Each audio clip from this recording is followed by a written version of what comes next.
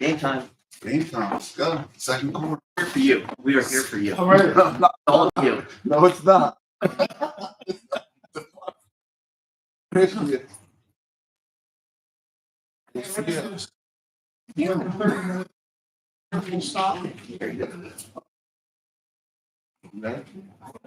Yeah, we have 3-4 in live. Yes, sir. Yeah. What's the problem? Anybody want water? Just didn't know where he was Oh, from. okay. These are big ones. So today's a big day. Thank you. Hopefully it's the same outside. Yeah, no. You're all good. Brooklyn I'm good, has thank you. midnight.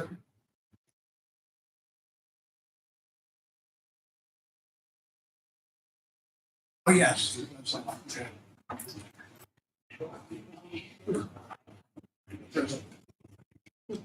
Yeah, it's right, I read that.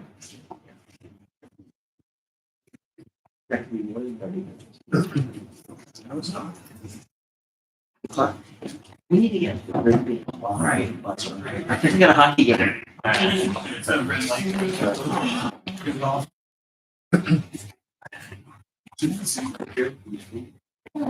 me see. Good afternoon. Wow. Chief, hello. How are you? How are you, sir? Good. Sergeant, how you doing? Was it a? If you need more chairs, we can bring in more chairs. I'm good. Two interns with me, is that okay? That's fine, yeah. Okay. And then the black remote in front of you will work the PowerPoint. The download. Maybe you want to. I don't know. You go in the front. Okay, in terms of.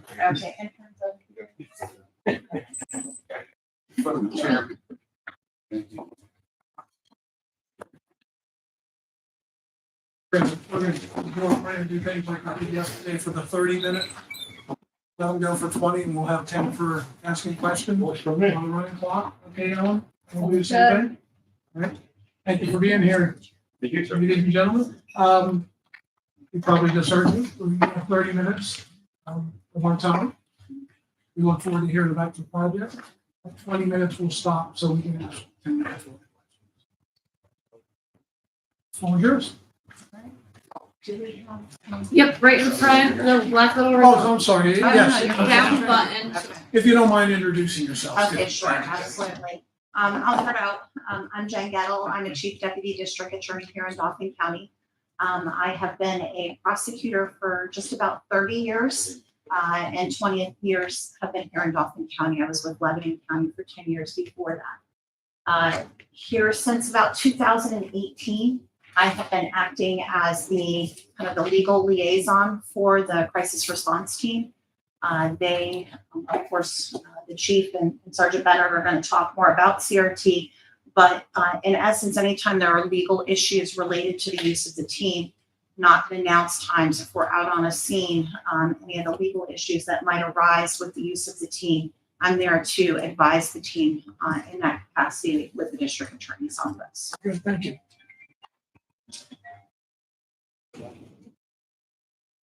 Yeah, my name's Robert Bennett. I'm a sergeant with Dairy County Police Department. I've been there for 20 years, and I've been assigned to the Dauphin County Crisis Response Team for the last 17 years. I currently hold a assistant team commander position with the team. My name's Rob Martin. I'm the Chief of Police Director of Public Safety for Susquehanna Township. I've been with Susquehanna Township for 38 years. I've been the chief for 27 years. I'm currently the commander of the Dauphin County Crisis Response Team, and I've been the commander for the past 22 years. And I've been on the team for 33 years.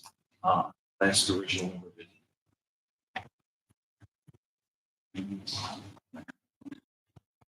it. You have insurance. The bottom button. And I think you flip it around. I think you had it the other. One here. Down there. What's that? Do we miss you? Oh, I'm an intern. Yeah. Your name? Deja and Kendall are two interns with the Dauphin County DA's office. They think that they may want to work in the DA's office sometime or certainly be attorneys. So hopefully we're not scaring them off in the last semester here, so. Very good, thank you. Yeah. So the picture on your left is the actual original membership of the team in 1992. The Dauphin County Crisis Response Team was created by then District Attorney Rich Lewis and Chief County Detective Thomas Brennan. based on the level of violence that had been occurring in the county. And they believed that they needed a team that had the specialized training to meet the needs of the police departments throughout the county to react to that violence, be it barricaded gunmen, hostage situations, high-risk warrant services, and the like.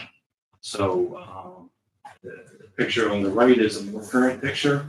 So, in the aspect of the team as the commander, certainly I report to Jen, but as a whole, I report to whoever is the district attorney of Dauphin County as the chief law enforcement officer. In terms of the current team, as you can see, there's multiple police departments that do have officers that are deployed as part of the CRT unit. In particular, First Erie Township, Susquehanna Township, Swatara, Lower Paxton Township, Lower Swatara, and then you also have county detectives as well that are as part of the CRT team.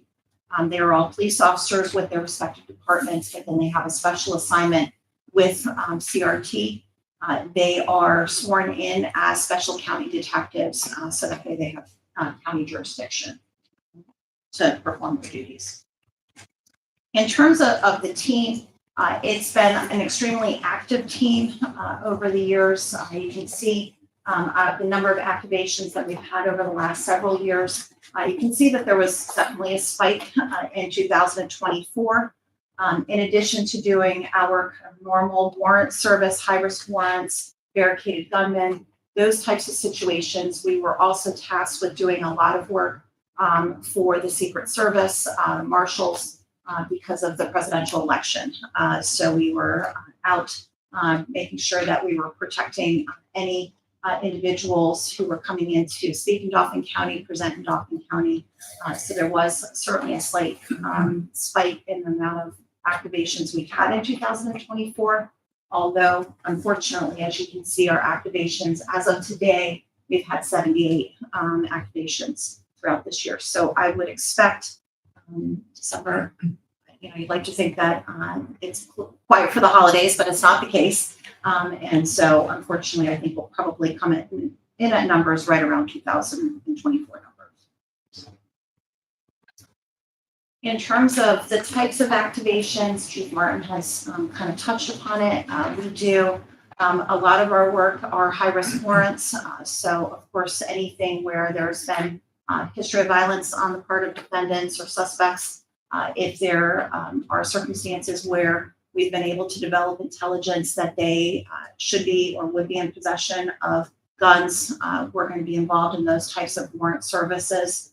Certainly, anytime there's a barricaded situation, we're going to be involved in those. And then, like I said, if there's any type of concerns about security for people who are visiting central Pennsylvania, then we would be activated in those types of circumstances. And Chief, I'm not sure if you want to talk any more about the types of activations that we have. The three primary would be high-risk warrant services, be it search warrant or arrest warrant. Yesterday morning, we requested to serve a high-risk search and arrest warrant for the Pennsylvania Attorney General's office. So we don't only serve the police departments per se in Dauphin County. One of the orders from Judge Lewis in 1992 is that we would not say no to any law enforcement agency. So we serve the state agencies, federal agencies, and any law enforcement agency that needs us in a high-risk moment. Barricaded suspects and unfortunately hostage situations which do occur, and then the occasional when that year hits the VIP protections for be it presidents, vice presidents. We're, as Chief Martin talked about, we're an elite team. If we're not the busiest, we're certainly one of the busiest in the state. We're relied upon for a variety of different agencies. PSP does use our team as a backup. For those of you who are not familiar, Pennsylvania State Police does have two teams. They have an Eastern team as well as a Western team. And there are occasions where their team, particularly the Eastern team, might be out on something else. And so they will ask us to be a backup for their team.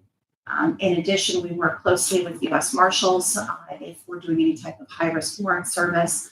And we do have one case in here that we're going to highlight that we have done recently this summer. In addition, we're a model team.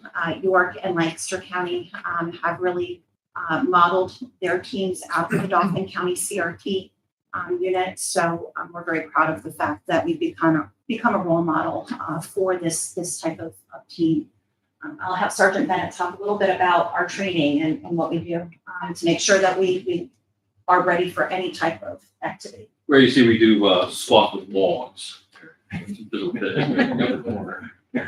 No, we train twice a month for 8 hours. We do on Thursdays, and we also try to supplement with any kind of extra training as get there aren't other designated days, especially stuff with capital training. We're close to the state police, so they invite us to training, so we work hand in hand with them. We just recently sent some officers to a shooting and tactical class that they were hosting because we work so closely with them. They gave us some spots to it, so it's not just standard police training that we're getting into. It's training for the high risk warrants, hostage situations.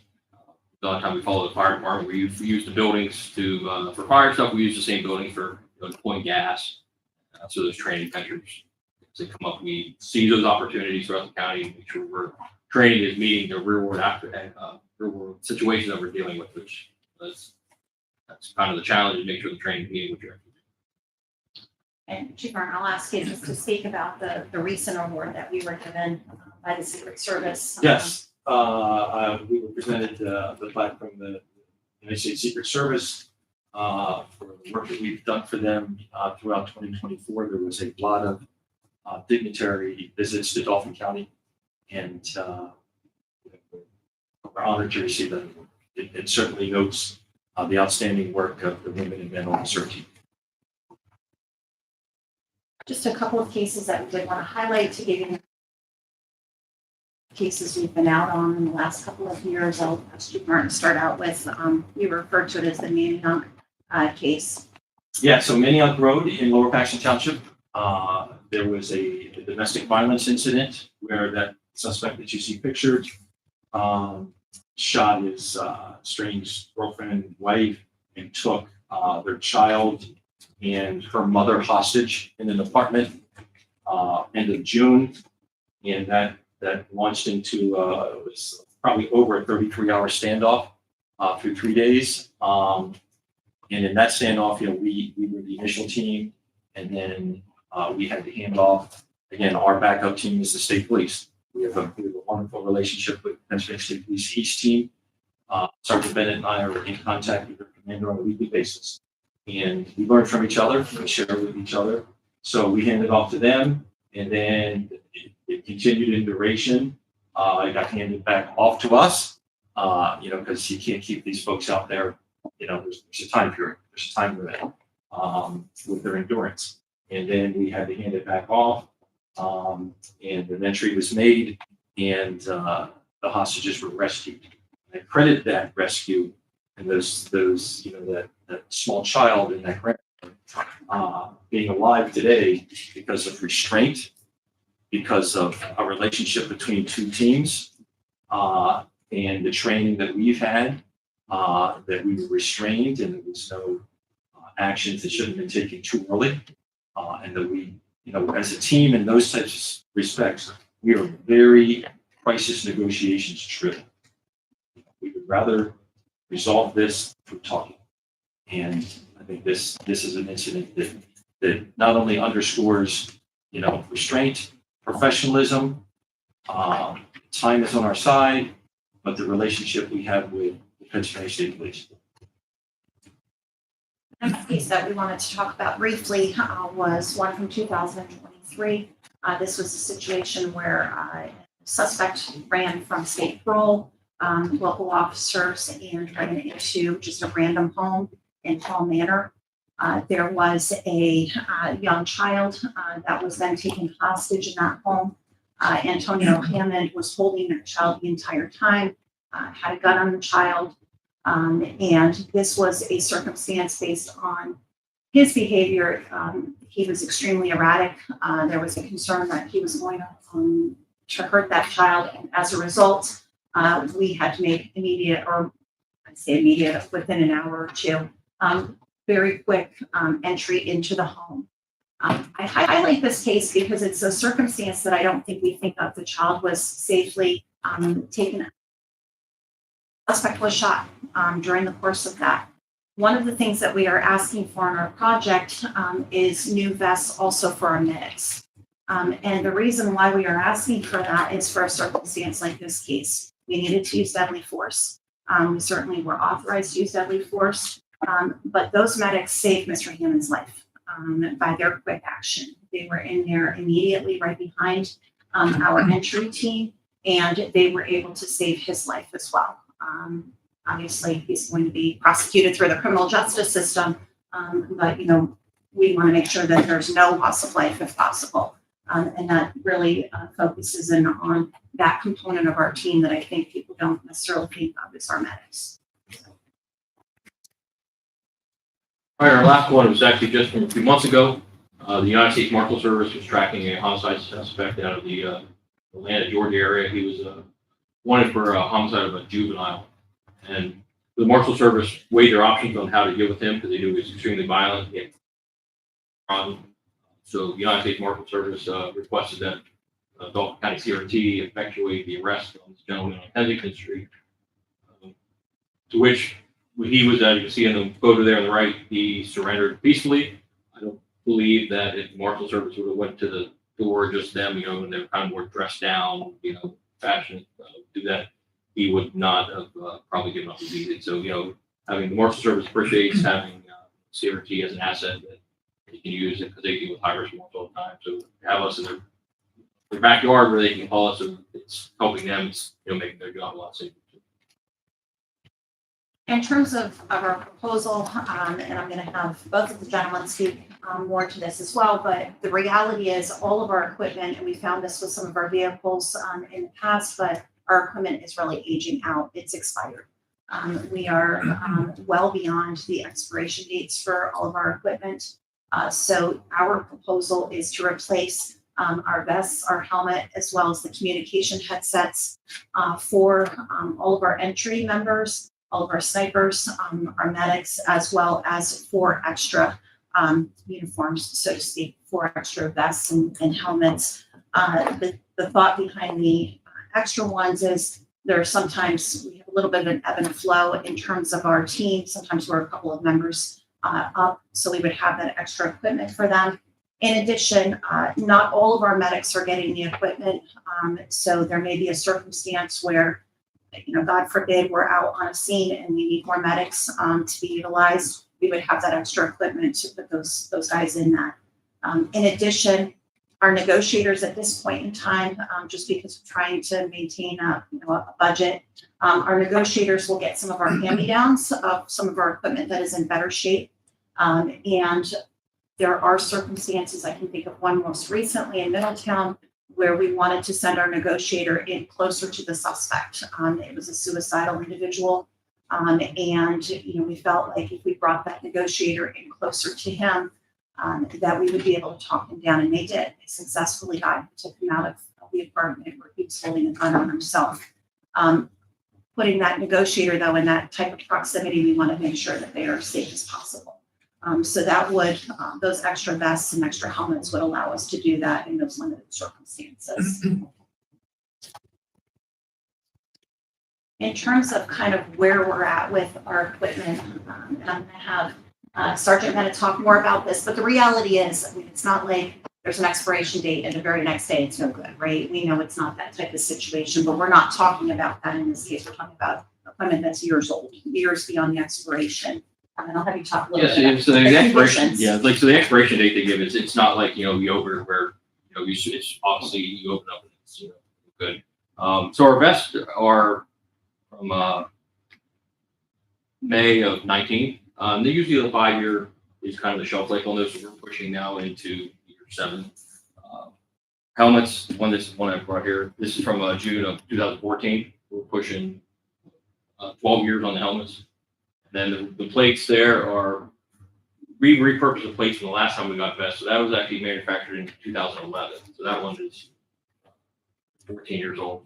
So, so I brought this, so the outside, starting to deteriorate. So this is also telling me that as I'm looking at the helmet, the outside's peeling, the inside is also deteriorating. So there's really no way I can guarantee anymore that this has the ballistic integrity that it's supposed to have because this helmet is 12 years old.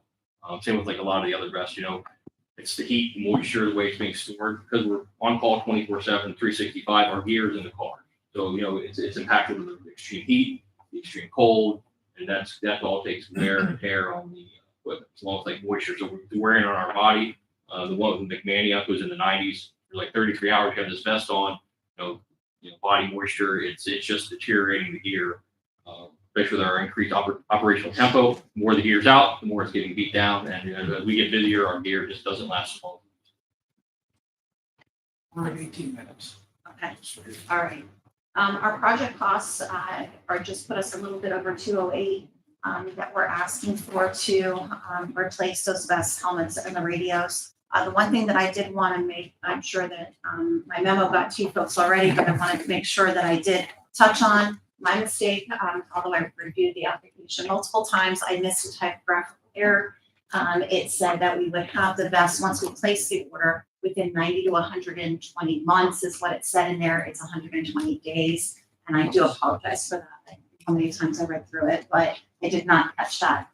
So, our hope is that we would be able to, as soon as we get the word that we're approved, we would then be able to file that purchase order so we can get that equipment on our guys. The one thing that I know we did want to talk about was, I know a lot of times we're looking for, are there any type of money from our office to contribute to a project of this nature, or some of the other offices? What we're asking you to consider is just how much all of our police agencies are already putting towards the operation expenses of CRT. You can see here that the city had nearly $100,000, and this is just of September of 2025. This is just manpower hours that our departments are giving in kind to the crisis response team. So we are in a situation where we know it's a little bit over what usually the ask is for a grant like this, but we're kind of at a point where I feel like we're at a critical time here. We're expired, we're long beyond where we should be with the use of this equipment. We really don't have another place to go to at this point. Thank you very much. Right on 20 minutes. And can I just make one? This was our guys going home. And that's really what this team is about. It's about all of our team going home and the community being safe. We've had, lots of people that we've helped, kids, families, and, we want to keep the community safe, but also make sure our guys go home at the end of the day too. The day after the 3 work officers were killed, our guys were out the very next night on a domestic, and it was a bad one. Where a person was barricaded in a house in Lower Paxton. It's about making sure that everybody gets out of there safely, and that's why we're asking for you to endorse this project. Great presentation. Any questions? Chief, for the benefit of the entire board, and Jen did touch on it, the expense. You look at a $208,000, but you've been a chief a long time. Could you explain how the departments are already stressed with meeting the actual needs just to field your team of officers? Could you talk about the difference in the equipment, whereas this is why this equipment is different, why it's more expensive, and how it would be a deviation from what an officer would just wear normally on street patrol, so the rest of the board understands that? Yes, sir. Absolutely. So, and listen, any of us in public service, with budgets, we know the difficulty of being a chief of police and outfitting officers. Certainly there's the undergarment vests that are not as expensive as these, of course. But we're sending these officers in. I really think the best way to answer this is this. In Dauphin County, when the citizens need help, they dial 911. But when the police officers need help, they dial the Dauphin County Crisis Response Team. And that team needs the equipment that's going to get them home safe at night. I've had members of this team shot under my command, following my orders. And this, although it's expensive, that is just the expense. And, you know, helmets like this save lives. Those vests save lives. And, you know, it's just for specialized units, there's just more of a cost. And it's the demand. Thank you, sir. The medics, they don't have them right now? The medics that are on the team? They do, they have, do? yeah, they're kind of, yes, they have a place in helmets and stuff. Okay, all right, But we like that, so there's a lot of technology change, because, you know, a lot of stuff was like 2014. yes. So a lot of stuff is more geared to actually like being, staying valid for like 10 years because of Okay. advancement. It's a lot lighter, more comfortable. Right. Because when you're out there for like, you know, hours and hours, you know, Right. 6 pounds makes a huge difference. So a lot of this project is trying to modernize it, and then should give a longer shelf life because the products are better than they have. But yes, to answer your question, the medics do have gear. We're trying to bring them up to speed. At this point, no extra ones. Or do you have extras? You said you were looking to get some extra vests. We have, same thing, I have a couple extra. Oh, you do? I do the same thing with like, you know, whether or not the one of the officers became covered in blood from the hostage rescue, so we have to replace that. Yep, yep. Stuff like, so I do sit on a few extra that Okay. we have. Listen. Right thing to do. Questions, Vinnie? Not yet. So just to clarify, I think it was on your presentation, trying to look at here. So this amount would get you 30 vests if I'm looking. How many vests? 30 vests and 30 helmets plus the Then 30 radio body bodies. headsets. And that's enough to give you enough for all your team members plus a few extra. Correct. Yes. Yes.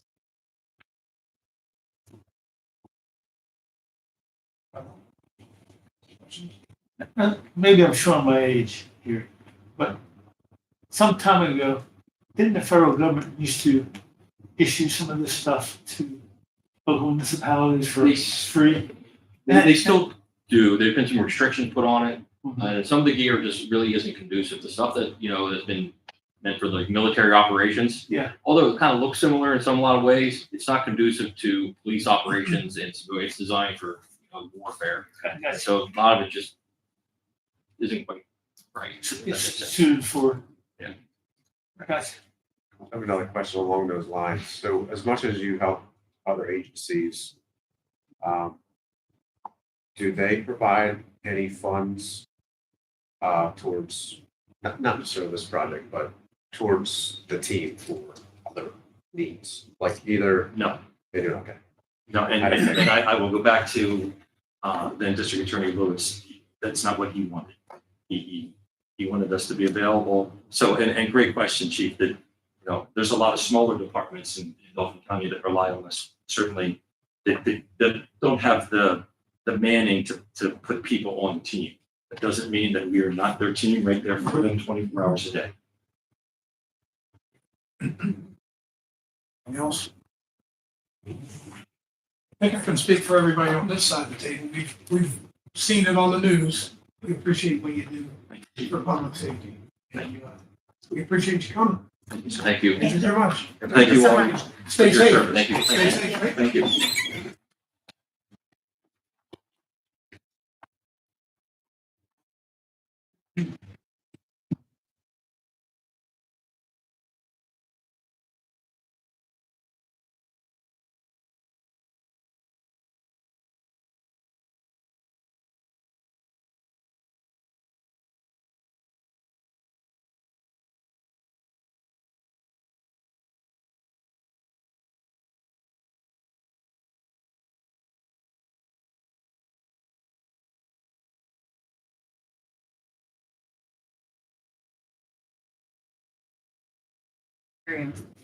I didn't want to ask him because it doesn't make sense. But does each police department have dedicated members that serve on this? Yes, each department really has. So all requests from each department, and then there is a testing process. Obviously, Right.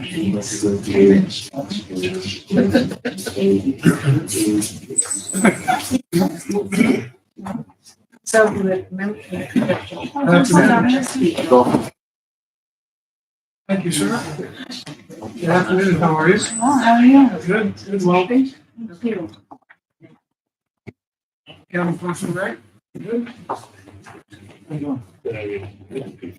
We have 30 minutes to spend with you on your project. We'll listen to you.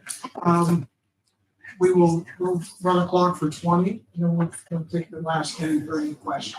So your presentation can be up to 20, and we'll pretty much find a hard stop if you don't mind. Sure. So we can keep on moving. So if you don't mind, some introductions, and then I can do your topic. Oh, great. We'd be happy to. Thanks, Kayla.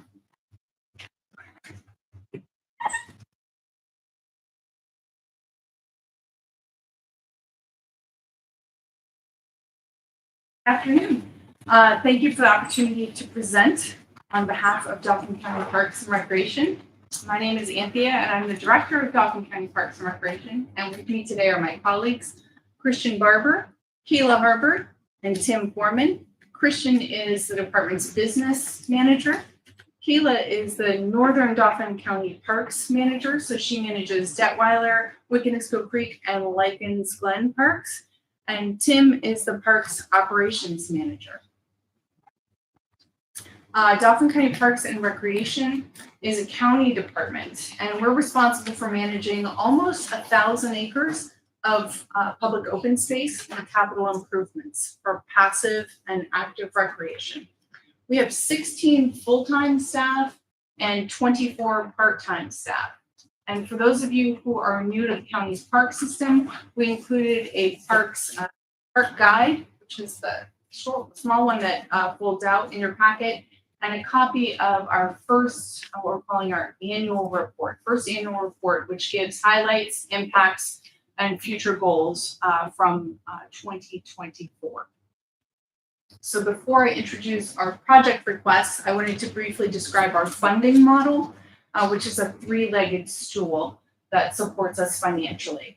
So our daily operations are mostly funded through the county's general fund. Our capital projects are funded by grants and Friends Group donations. So we have 3 Friends Group, Friends of Fort Hunter, Friends of Wildwood Park, and Friends of Detweiler. And our programs are funded by sponsors, grants, and registration fees. This model is holistic, it's diverse, and it's sustainable. And it allows us to stretch limited public dollars, so tax dollars, while engaging community support and providing essential public health benefits. I have 2 recent examples for you to demonstrate that funding model: Wickenisco Creek Disc Golf Course and the future Fort Hunter Accessible Playground. 2 years ago, we partnered with local volunteers to bring disc golf to Northern Dauphin County. We raised $35,000 in individual business and municipal donations to fully fund the creation of Wickenisco Creek Disc Golf Course. It's sponsored by Manada Conservancy. And just last month, the course, we're excited to announce, just came out yesterday actually, that the course was ranked number 10 out of 364 in the entire Commonwealth. It's thank you. It's managed by a partnership of Dauphin County Parks and Recreation and the newly created 501c3 called Valley Flying Discs. Valley Flying Discs has since led introductory programs, started the first middle school disc golf team at Millersburg High School, and opened a 9-hole beginner course at their local Seal Park. Both courses are free to play and bring business to local vendors. And then the Fort Hunter Accessible Playground is a $1.2 million project with 8 different funding sources, including federal, state, and local grants, county funds, a municipal local share grant, which we thank you very much for, and private sponsorships from the Friends of Fort Hunter, the Giant Company, and Capital Blue Cross. We have several in-kind donations that are also involved, including individual and business volunteer workdays for landscape and a green fence boundary planting. Construction for that project will begin in January. So accomplishments like these take a shared effort and give back tenfold and responsible stewardship of our public lands and holistic community benefits. We still have important work ahead, improving consistency, expanding accessibility, and strengthening our long-term sustainability across the park system.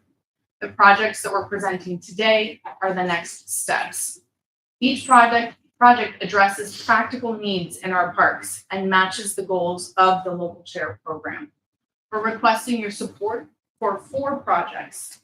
A maintenance truck, and these are listed in order of priority, a maintenance truck with a snow plow and an all-terrain gator, a trail and conservation plan for Fort Hunter Conservancy parcels, a trail marker and wayfinder plan for Detweiler Park, and a partial loan repayment for the Detweiler Park entrance road widening construction, which was just permitted by PennDOT last week. Christian? As Anthea stated, our first priority project is funding for essential vehicles and equipment. We're requesting $79,700 to replace 3 aging pieces of equipment and a 4th that will expand our maintenance capabilities. This request includes a new F-250 quad cab truck to replace our failed 2008 truck, a dump bed insert for hauling mulch, stone, debris, supplies, a compatible snow plow attachment for safe winter access, and a 4-wheeler to reach steep or remote trails for intersections, for inspections, debris removal, and emergency or volunteer support. Right now, we face a critical gap in the equipment we rely on to maintain safe and accessible public spaces. Our only dump-capable truck has failed inspection due to severe frame rust, leaving us without a reliable way to haul materials or support daily operations. Several trails, especially at Detweiler Park and Fort Hunter Conservancy, are difficult to reach with current vehicles, slowing maintenance and emergency response. Our park use is an all-time high. With more than 900,000 visitors last year, these visitors come from across the county, state, and beyond. This is so important because our parks reflect our surrounding community, leaving a lasting impression to outside visitors. When equipment fails, public safety, accessibility, and visitor experience are directly affected. With this equipment, we regain full maintenance capability, improve staff efficiency, and reduce long-term costs by completing more work in-house and respond quicker to remote areas. This investment will help keep our parks safe, open, welcoming for years to come, and grant support for this is essential. Without it, replacing this equipment would significantly strain our operating budget and impact our ability to maintain high-use parks that serve both residents and visitors. Next, Anthea is going to talk about our second project. Thank you. Yes, our second highest priority project is funding for the Fort Hunter Conservancy Trail Master Plan. I've included a copy of the proposal in your file there. See that there's a proposal in there from Applied Trails Research. We're requesting $20, which is half of the cost of that plan, to hire a highly respected professional trail planner team to lead a planning process for a multi-use, so that's hiking and mountain biking trails within a protected conservation area. We're applying to 2 other grant funders for the additional $20,000, International Mountain Biking Association, as well as a tourism grant. So for those of you who are familiar with the 443, Route 443 or Fishing Creek Valley Road, you'll have seen that the Pennsylvania Game Commission recently purchased or acquired 500 acres at the very beginning of that mountain. After that is, if you're going east, is the Fort Hunter Conservancy parcel, which is a 4-acre park at the end of Camp Riley Road. And then just east of that is a property that Manada Conservancy recently acquired, 185 acres. It's a wooded parcel along the Kittatinny Ridge in Middle Paxton Township. A future transfer to Dauphin County would result in 339 acres of permanently protected woodland habitat and trail connectivity between those 2 parcels. To prepare for this transition, we're proposing a trail master plan that will guide the responsible development of this combined landscape. The plan will identify environmentally sensitive areas for protection and outline opportunities for multi-use hiking and beginner to intermediate mountain biking trails, ensuring both conservation and high-quality recreation. Once funded, the plan would begin next year and end fall 2027. Caleb? Thank you, Anthea. The Detweiler Park Trail and Wayfinding Signage Project is the third priority project included in our grant application. We are requesting $16,500 to support improvements to trail markers, maps, and other various signs that will promote navigational safety at Detweiler Park. Our grant request of $16,500 for this project includes this is why I know this includes an on-site assessment to create a report highlighting wayfinding needs, 2 to 3 initial wayfinding concepts for the design approach, and a final report with wayfinding concepts and cost projections for implementation. The funding sources for the Detweiler Park Trail signage project consist of our $16,500 local share municipal grant request and a $10,000 pending award from the Susquehanna Greenway Partnership Mini Grant Program. The Friends of Detweiler, a nonprofit organization created in 2024 to help support the park and its initiatives, has applied for this grant in hopes of securing funding for the construction and installation costs for this project. We are anticipating award announcements for this grant later this month. And we are also anticipating the completion of this project during summer of 2026. The need for wayfinding signage within Detweiler Park is a high priority. At 411 acres, Detweiler is Dauphin County's largest park with over 7 miles of trails. However, the park lacks clear and consistent signage. The Detweiler Park Master Site Plan, finalized in 2021, highly encourages park-wide signs that include difficulty levels, trail names, user groups, and supplemental QR codes for maps and interpretive content. It is also important to note that the trail system designed for Detweiler Park will help to serve as the blueprint used to develop consistent signage for Dauphin County's other 5 parks with trail systems. Residents from across the mid-state and beyond have visited Detweiler Park over the last 8 years. Creating a clear, easy-to-follow trail signage system will continue to enhance accessibility, promote sustainable use of the park by guiding visitors along designated paths, and improve visitor experiences, encouraging new and returning outdoor enthusiasts to visit the park and the local communities as well. The last project included in our application is a request for $30,000 to partially cover the December 2026 debt service payment through the Dauphin County Infrastructure Bank General Program for park improvements. In 2023, Dauphin County Parks and Recreation received a DCI-BG loan in the amount of $637,540 to cover the cost of a road improvement project. The project includes widening State Route 225 or Pierce Mountain Road to create a main park entrance. PennDOT is requiring the addition of the left and right-hand turn lanes to create a safe driving experience for visitors entering and leaving the park. This road improvement project will pave the way, quite literally, for the development of accessible public amenities, which include a parking lot, restrooms, pavilion, event lawn, and a leaf trail. Loan repayments occur semi-annually over a 15-year term that began in May 2000.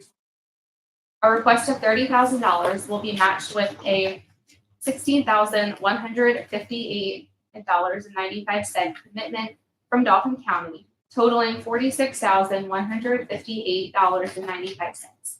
This payment will be due December of 2026. Grant support for this project is important as it creates savings for taxpayers. Funding received to help cover the cost of loan payments decreases the commitment needed from Dauphin County. The addition of turn lanes along State Route 225 increases transportation safety and ease of access to all park users and anyone traveling the roadway. Together, all these improvements create a safe space for both residents and visitors, serving people of all ages. Just want to thank you all again for the opportunity to present our application today. To briefly summarize, Dauphin County Parks and Recreation is requesting $146,200 to support high priority projects that will significantly improve safety, access, and operational effectiveness across our park system.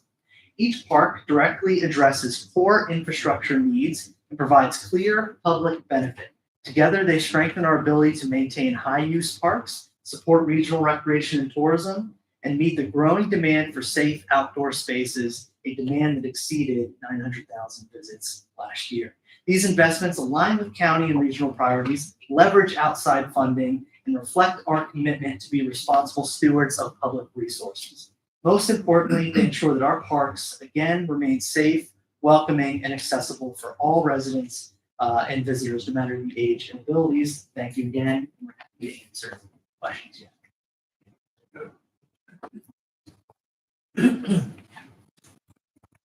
Got a couple questions.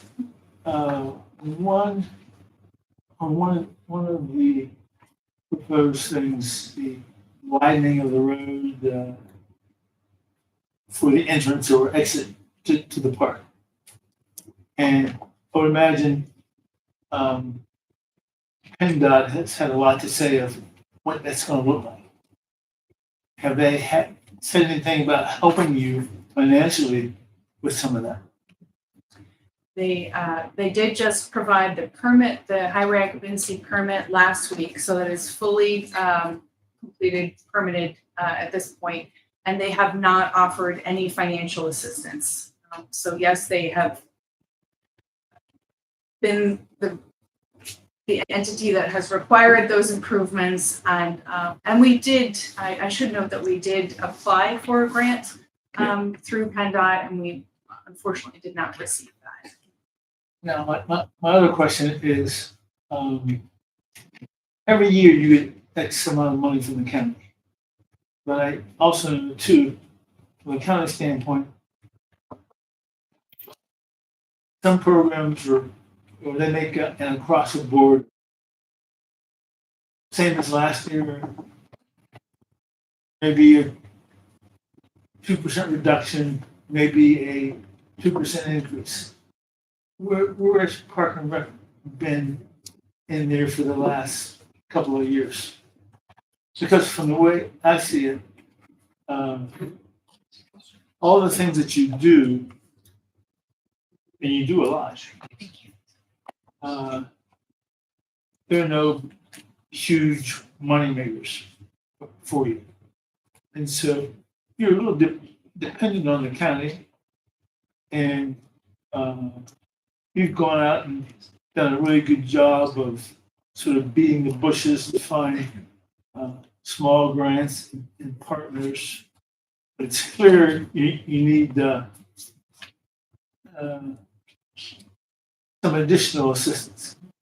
So I'm just wondering, in your current budget or the budget for next year, are there any increases coming down from the county or at all? So the budget for 2026 has not been approved yet. Yeah. The general fund budget. Yeah. And the recommendation for that budget is that it stays about the same as last year. Okay. And so that's consistent with other departments in the 2026 county budget. Makes it tough. It does, but we're scrappy, and we have a lot of community support, and we make things happen. That's good. That's good. A concern that I have as a member of the board is, I believe the grant money should benefit as many residents of Dauphin County as possible. We have about 280,000 residents or so in the county. And I think the Parks and Recreation is now standing way to try to reach as many people as possible, because the parks are all accessible to everybody. So I applaud you for the work that you do. I do visit a lot of the parks, and they're really nice, and there's a lot of things to do. And I think these enhancements would continue to provide more opportunities for the residents to, take your family, their kids, their grandkids to the parks. Question I had was if you have any way to gauge or measure the attendance at the parks. And I heard something about 900,000. How do you arrive at that number of how many visitors that we have to our parks? So we have a combination of ways that we collect that data. One is through our ticketing system. It's called Ticket Leap. And so when you register for a program, that information is collected there. So we know exactly how many people have registered for programs. Another way is that we have trail counters that go across the trails at Wildwood Park, at Detweiler. Those are simply, you're walking through and it's breaking a beam that goes across. We check those counters monthly, sometimes weekly. Another way is that we have car counters on some of our parks. So Wildwood, Fort Hunter, Wiconisco Creek Park, and Lycans Glen Park.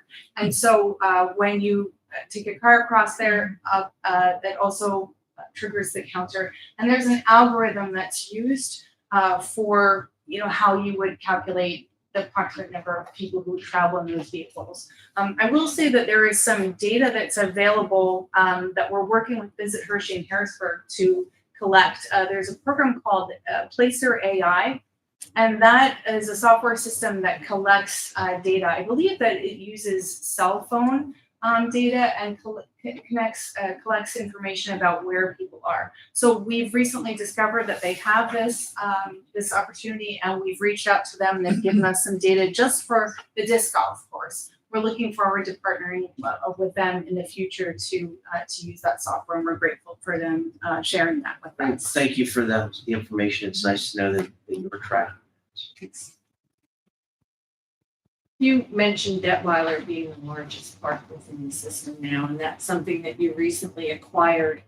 What impact did the acquisition of Detweiler Park have on your overall operating budget? And when you acquired it, did the county increase your funding so that you could absorb that into your department? Yes, thank you for that question. The park was acquired in 2016. December 31st, 2016, opened in 2017 in June through some rudimentary trails that were already in place. The Dauphin County Conservation District, which is right across from 3B in Dauphin, most of us know that location, is the parking lot that we use. So we kind of borrow that. They share that with us.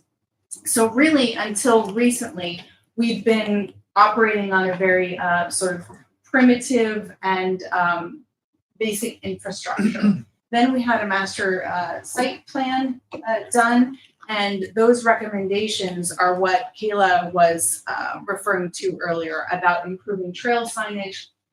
The entrance that we're going to be constructing was one of the primary recommendations. You need to create a public entrance that is our own, and so that's from that master site plan. The funding for the park itself hasn't increased from the general fund because they're primarily capital projects, and we've been able to use them through the maintenance, the operations department. But we did receive funding to hire a new staff, and that's Kayla Harper. Kayla was our environmental educator. She worked out of Wildwood Park, and she was promoted to Northern Dauphin Parks Manager when we created this position. Before that, Wiconisco Creek Park and Lycans Glen Park did not have a park manager. So Kayla took all three of those parks on, and we did receive funding from the county to fund that position. And just help me, did you acquire Detweiler Park, or was that donated? So that was donated in part, and it was acquired both through grant funding. Some of that was tourism, I believe. So I started with the county in 2019, and that took place before me. I think in large part DCNR funded that position. Thank you. One other question.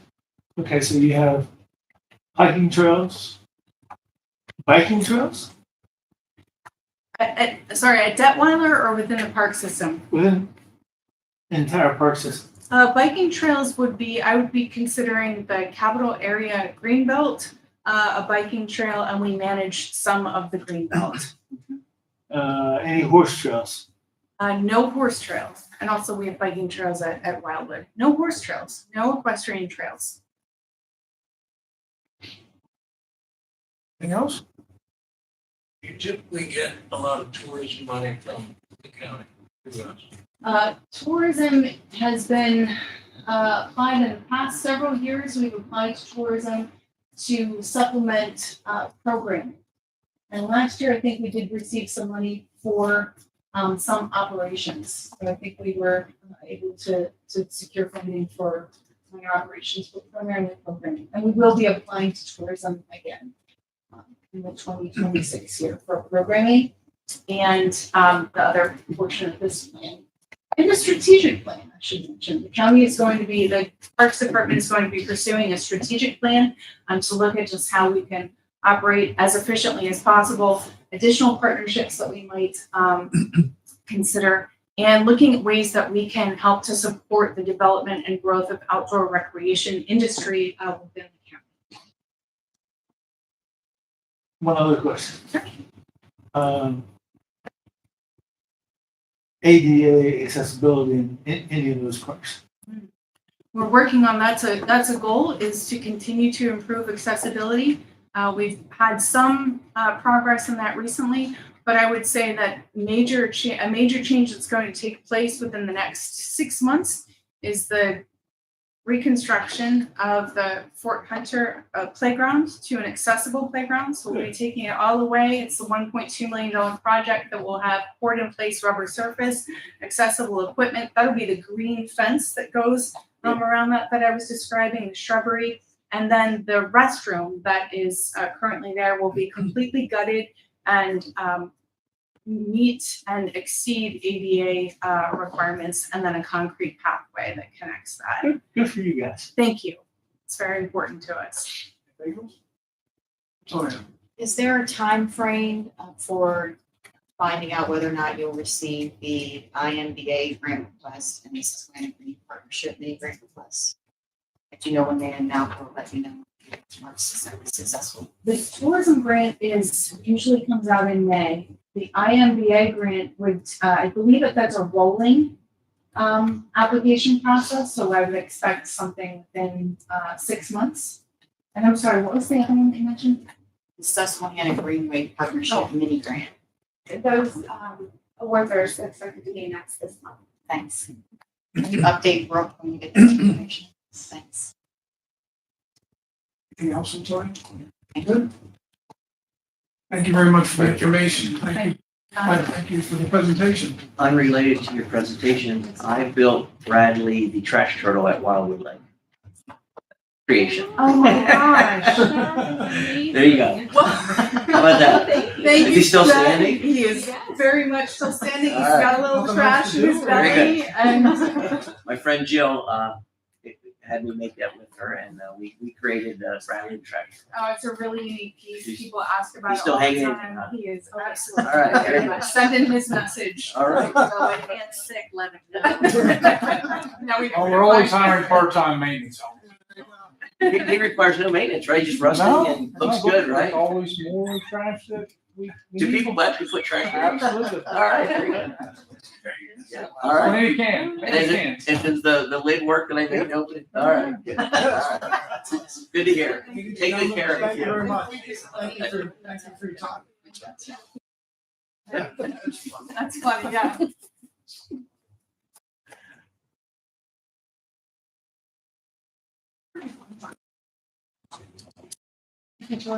So you. Does that make it here?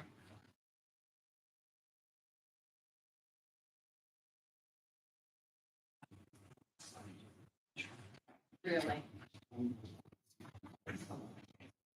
Uh-huh.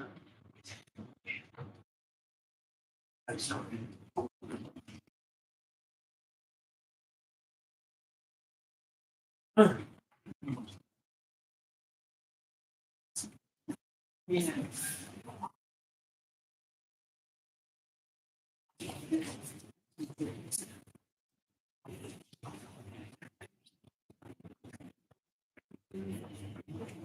Good afternoon. Hello. How are you, everybody? Good.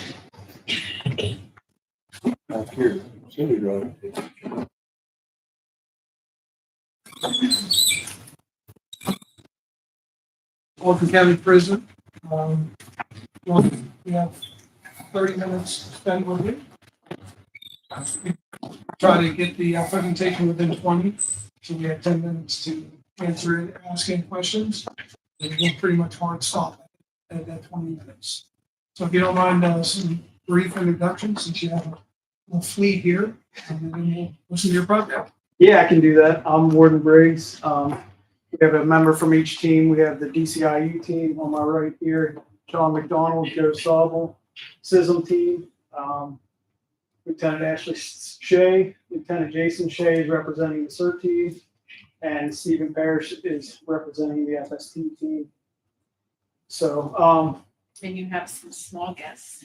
yes, Steve, do you want to introduce or not? That'd be here, good. But we all get that. We can appreciate that. Absolutely. Yeah, I'll give a brief overview. Each one of these teams is instrumental to our organization as a whole. These guys showing up to present to you just shows you that, we're here just to get a paycheck. We're trying to keep the place safe, keep the inmates safe, keep the staff safe as well. So a lot of the budget process, we try to differentiate between wants and needs, and we are behind the times with a lot of these teams. So this funding source would be incremental in getting us up to speed. Some of you guys have been there for some incidents and witnessed firsthand the teams when stuff hits the fan, we're squared away. These teams are squared away, but we definitely need some help and some support to accomplish what we need to there. So that's why we're here, and I'll turn it over to each one of them, and they can share what each one of the teams needs specifically. So we'll start on my right here. All right, I'm Internal Affairs Investigator Joe Sobel. I'm also commander of the Drug Contraband Intelligence Unit. We've been in place for about a year now. Which one is this? Which CERT, presentation? SISM, DCIs. DCIU. Yeah, sorry about that. that's okay, our files. Our mission is that we try to locate any kind of contraband within the facility. And we also gather intelligence to stop any kind of threats. Now for the grant was basically a handheld X-ray machine. Just so you guys are aware, Dauphin County Prison is a 1,000-bed facility. You guys know a lot of contraband issues, drugs and weapons and stuff like that. And it's also an old facility. And old facilities, there's a lot of nooks and crannies that it's easy to hide stuff. It's also a lot of space. This thing here is about this big. You can basically hold it. If I ran it across that wall, you can see directly what's behind it. If we were doing staff, you'll think there's stuff that they're bringing in. Mattresses, it basically takes away any kind of uncertainty of what is there. And I think it would be a big difference with improving the safety and security and keeping the staff and inmates safe.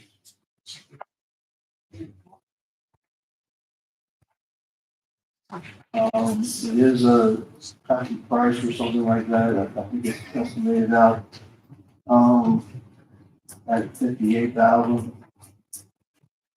Yeah, when we first put in our The training and everything, right? yeah, when we first put in our grant, we put in for 105,000. But then as we started thinking about what we wanted and what was most important, we just decided with this X-ray scanner, and it's 58,765, and that's including the scanner and the training. And the advantage for us is the training opportunities will come to the prison, so we don't have to worry about costs for hotels, food, travel, anything like that. They come to us. They'll train our whole team, and then as we learn, then we can, use it for the rest of the jail and put everybody else up on it. So, Would you say the price of that was, please? $58,765. That's just for one. That's just for one. That's all we need. That's all we need. Is all you need for 1,000 beds. So just to clarify, your initial project was 105,000. So, but you're reducing that to 58,765 Yes, to purchase one piece of equipment. yes. Okay, and the quote that was in here was 74,865. Do you know am I looking at the same thing or? That is not right. This is the right one.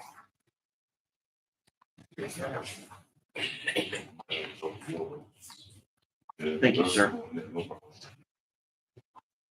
Yeah, 58,765. And this allows you to see contraband that would be otherwise concealed or hidden somewhere. 100% behind hard targets and stuff like that. Issues with, the inmate population hiding items even behind the wall, behind toilets, so they have a maintenance officer available to remove toilets to make sure there's no contraband in there. It takes time, so this tool would help us just go cell to cell and see what's behind the walls, literally. So this will stand behind the walls, bags, things like that. It's not a body scan. Correct. Yes, this is for all like non-personnel type stuff. It doesn't matter the material. No. So for instance, Chief Iverson and I had the opportunity to be in your prison the other month when there was a fire. And that took some time to look through that chaseway. This tool would have allowed us to see through that wall and into that chaseway per se to see what was in there. Right? 100%.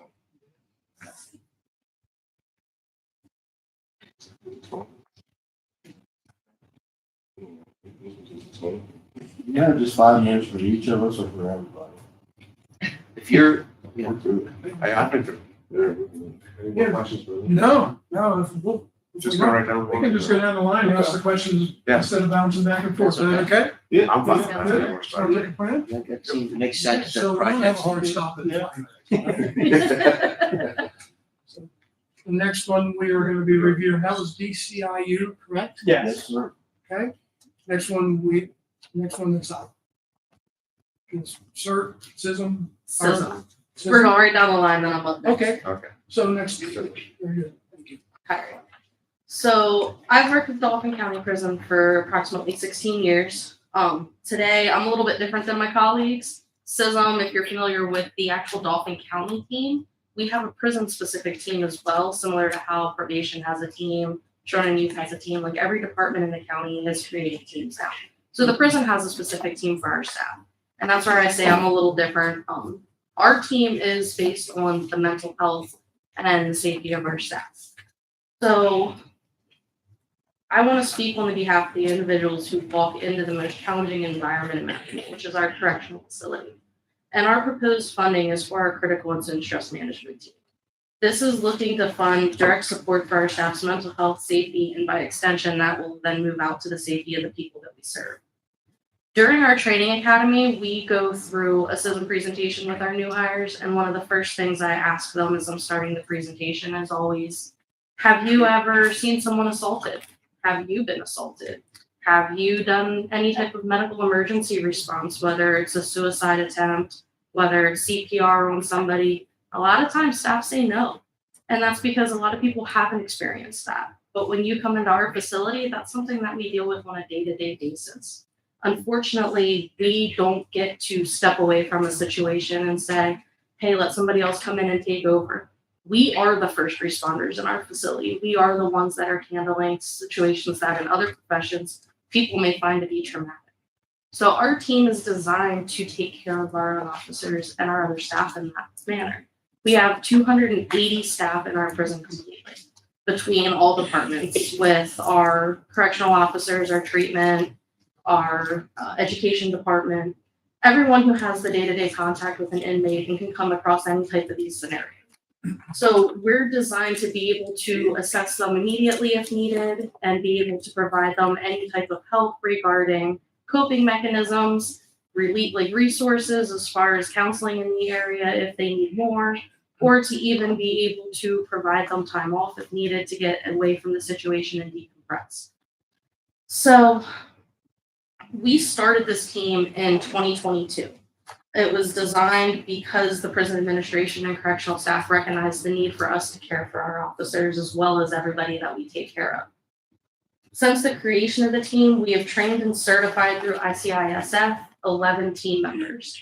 We have also been able to assist countless staff members, and our members have actually also gone out into the community because we have people that are also paramedics, that are also firefighters, that we've actually had members with us because we're all considered a part of the Dauphin County team as well, respond to incidents that occur and help our actual other first responders. So it's not all just prison based.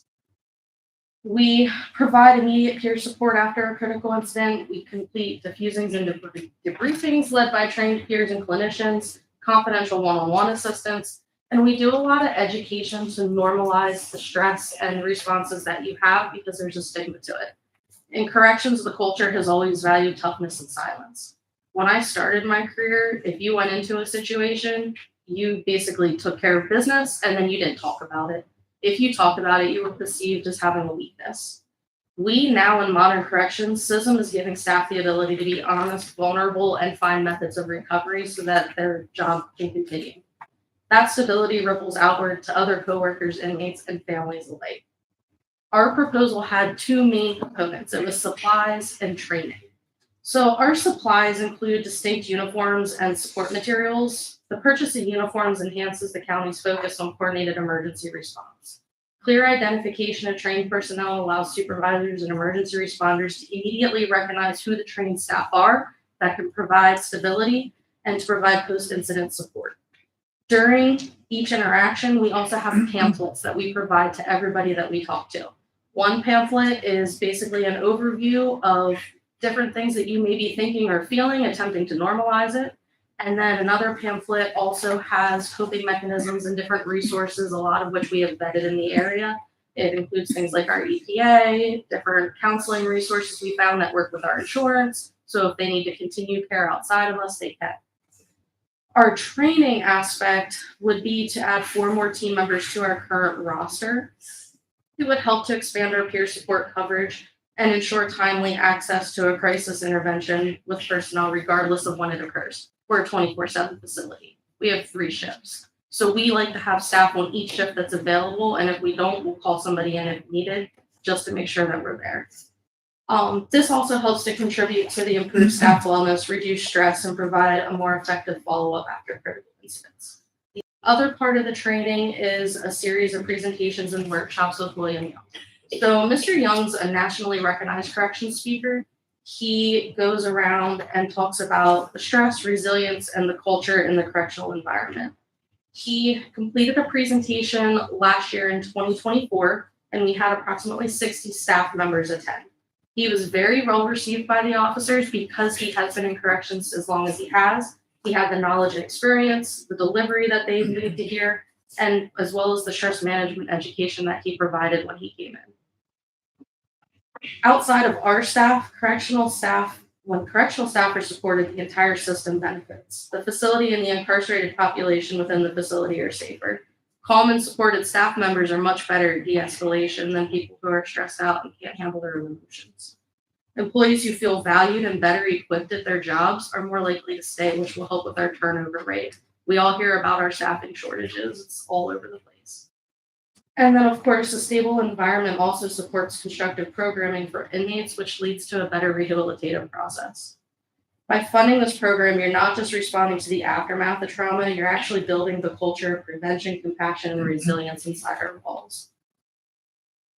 By investing in the well-being of our correctional professional staff, we're also investing in the safety and stability of the entire community. Thank you.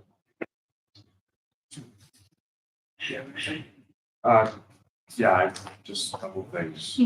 Number one, I support 100% what you guys do across the county. I just have a question. You mentioned that it seems like every area has their own system. Is there collaboration and coordination, at the county level where, okay, if you get your core staff trained, are you guys also part of the county team that could be deployed in an instance where fire or EMS or whatever has an incident? Yep, and we have been deployed. So like I said, we have some members because they're paramedics outside of the prison. We have firefighters outside of the prison.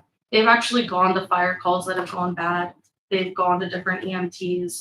Lebanon County, I believe, was sheriff's. There was a law enforcement officer. We had people deployed there. So if I call 911 center as fire to say, hey, I need CISM, you know, you guys are on the list of people, however they work it with you, like that. Absolutely. Yeah, they actually responded in the shooting at the York Hospital as well, so. Mhm. That's all I have.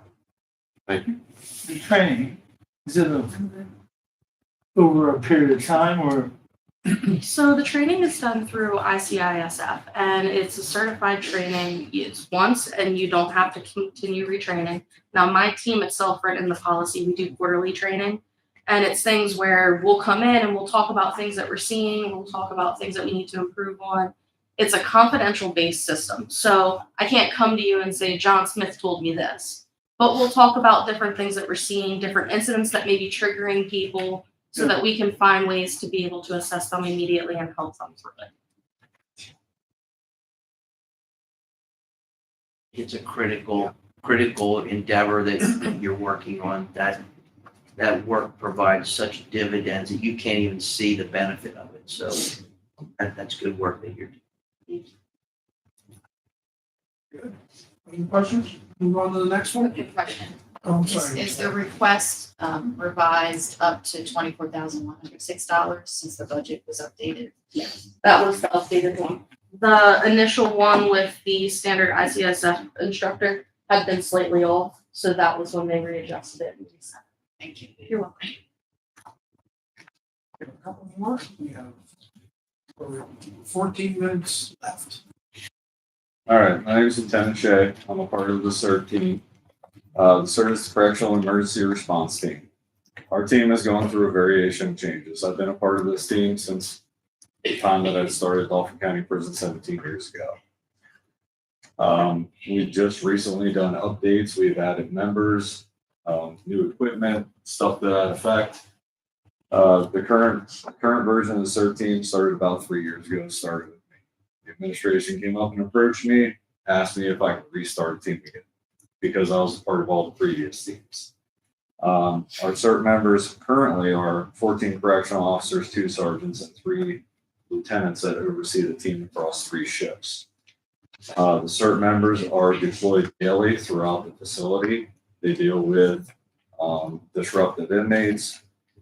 They relocate inmates to new housing assignments. They assist in cell searches, lock shakedowns, cell extractions, possible disturbances, and riot scenarios.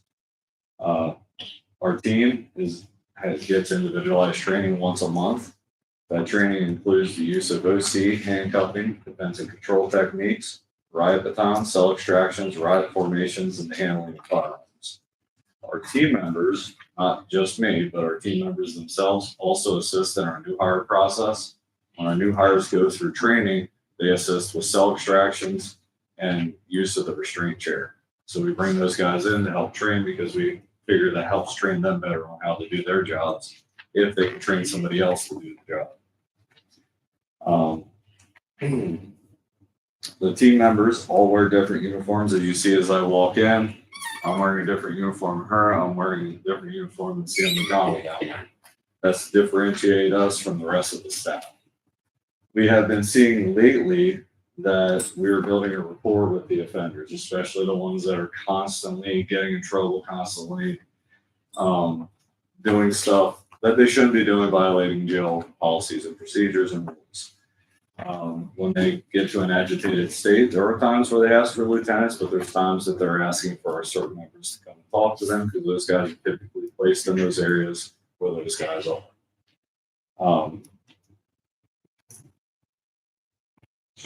Sorry, I'm trying to catch up here. The team's goal is to try to stop an incident from escalating to a use of force scenario. That's why we deploy them throughout the prison. We're sending them out to try to talk these guys down. Even though not every scenario ends without having to use force, unfortunately. When a weapon's introduced to the scenario, the response requires a higher level of force to be used. Weapons inside the prison can include anything from sharp pieces of metal or plastic, broom handles, the meal tray that they're given, milk crates that are placed onto the blocks, socks filled with soap, and any other thing that they could think of, because they have 24 hours, 7 days a week to think about ways to possibly harm us. There have been numerous times that these scenarios have occurred throughout my employment at Dauphin County Prison. Currently, the team is equipped with full body riot suits, helmets, gas masks, plastic shields, and OC foggers. We have realized when a more dangerous scenario has presented itself, an elevated officer presence, which may lead to a higher level of force to be used in order to protect other housing units, as well as the safety of safety of the other staff members and the security of the facility. At this time, we do not have the equipment to properly handle those situations. The equipment that we are requesting is less lethal rounds. I put it in my budget. There's 3 different types of less lethal rounds that we were requesting. There's Triton beanbag rounds, the Hornet's Nest, and Bullet Thunders, which are essentially a flashbang. They go into our less lethal shotguns, which we currently do have. The other thing that we were requesting was the Saber 68 caliber launcher. The Saber 68 caliber launcher is essentially, think of a paintball gun. That's what it is. It launches pepper ball rounds. These rounds are able to, you can saturate an area. So we run yards and gyms. We also have day rooms. We have blocks. We have bigger areas that we have to cover. If I take an OC fogger and I walk into an area, I can only spray from here to the back wall. This creates distance between us so that we can safely handle these situations. Because our ultimate goal is for our officers to get out safe and our inmates to get out safe. We're not trying to hurt them. We would be requesting the 2 pepper ball launchers and all the equipment that would go with, to include the actual live pava rounds, which are pepper ball rounds, and then the inert trainers as well. The ability to have the less lethal rounds, like I said before, would create space. This would give more opportunity for them to be able to fly and maintain a reactionary gap between us. Reactionary gap's 4 to 6 feet normally. We would actually want it to be further, especially if weapons were introduced into a scenario. This would also give us enough rounds to certify the CERT team. Currently, we have 2 instructors. We're the only 2 that can carry the less lethal shotguns as of right now, because we don't have the rounds to certify them. And we currently have 3 Saber instructors as well. I don't think you're wrong. Yes. I think most of the board understands what Yeah. we do. You don't have to get And we understand the importance. Yeah. And it's a good presentation. I want to make sure we get to the other one. We have 7 minutes left. And we leave. So, does anybody have? I have a question. So most of us on this board remember the Camp Hill prison riot. Yes. My question to you is this: by having a properly staffed, trained, and prepared CERT team in a prison, does it help to prevent a situation like we saw at the Camp Hill prison? Yes, it can prevent it from escalating. And what is the current population in Dauphin County Prison? We float around 950 to 1,000 inmates typically. So roughly you have 1,000 individuals in there that you may have to prevent from an escalation rising, and by having less lethal equipment and the training, then you can greatly intervene to prevent a Yeah. situation like we saw at Camp Hill prison happen. Yes, sir.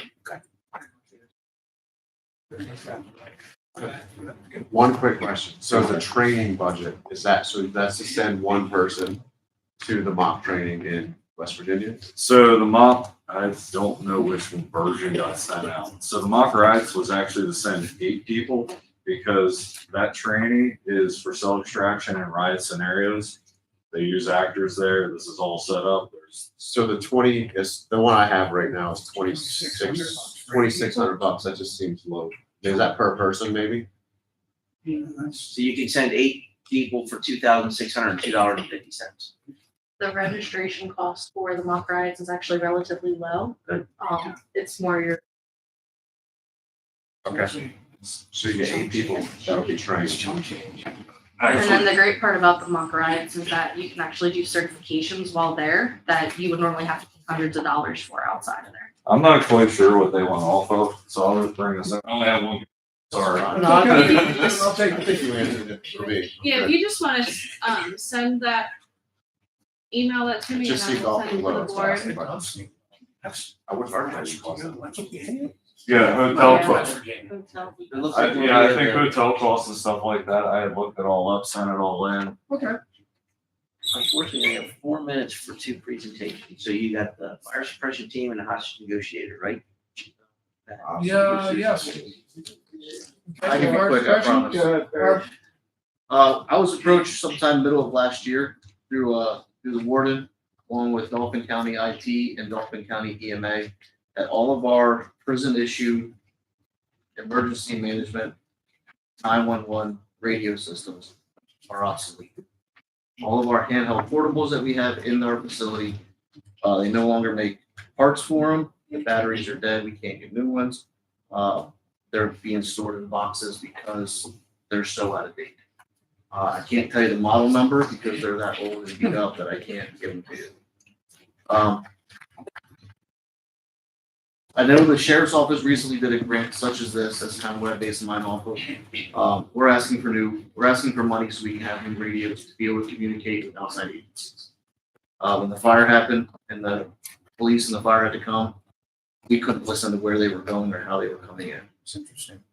So we're asking for a total of $94,430.21. And that includes all the radios, all the programming, the warranties, the training. I know you, in the questions you guys had submitted to us last week, one of my answers was we can lower that number down. We can also get rid of like the belt clips, the radio holsters and stuff like that. We don't really want to. The hand mics, we don't use really hand mics in our facility to begin with. It's a safety issue. We can get rid of that cost. We can lower the number. We have a few for our team, specifically for our team. Then we would deploy other ones throughout the jail so that our central control will know what's going on and what we're doing and how we're coming in. We would like for the maintenance department to have some so that they can open out exterior gates and doors for a fire department to be able to run a line into the facility, depending on where their actual fire is. Do us a favor, don't lower anything. Well, that was the one question proposed, and that was the only option I had was No, to lower it. You answered the question. I did reach out to the Dauphin County Fire Chiefs of Police Association. I sent them an email last week, right before the holiday break. So I don't know if they ever got back to me yet. I've kind of been off work, just asking for support with this project. Is that you?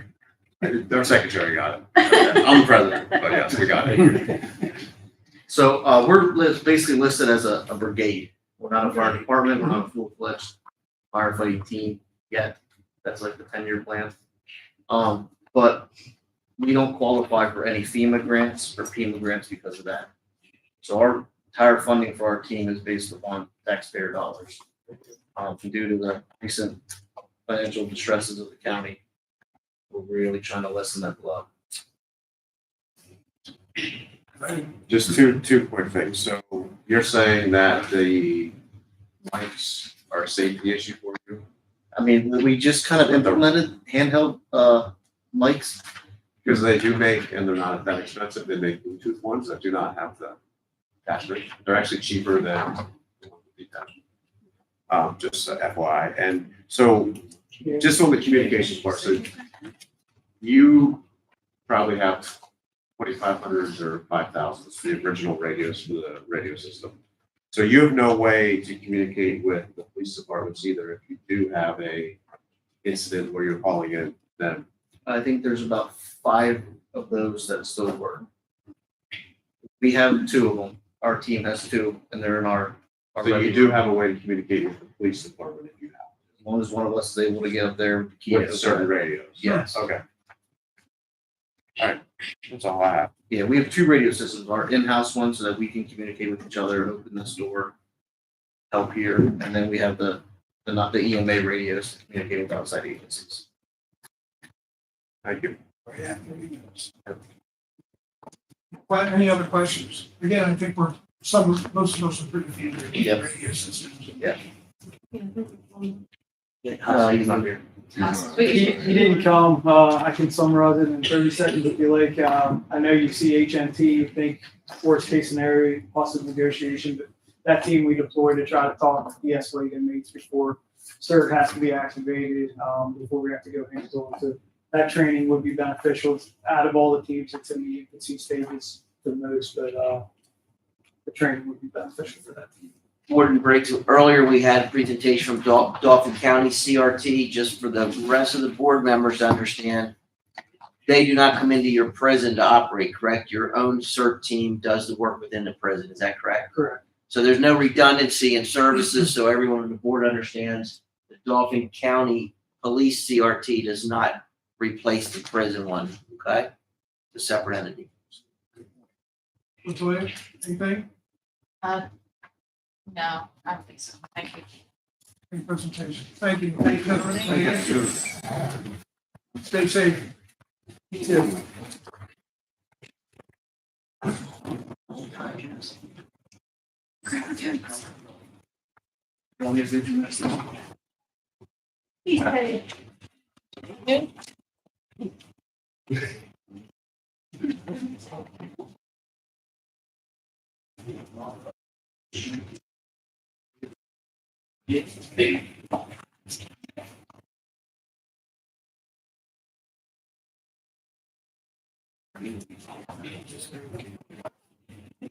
Thank you. You're welcome. Brooke is. For doing this. Thank you very much. Thank you for Good thing to know. I don't know Oh. what's going on. You're only good things. True. Dolphin safety. Wait a second.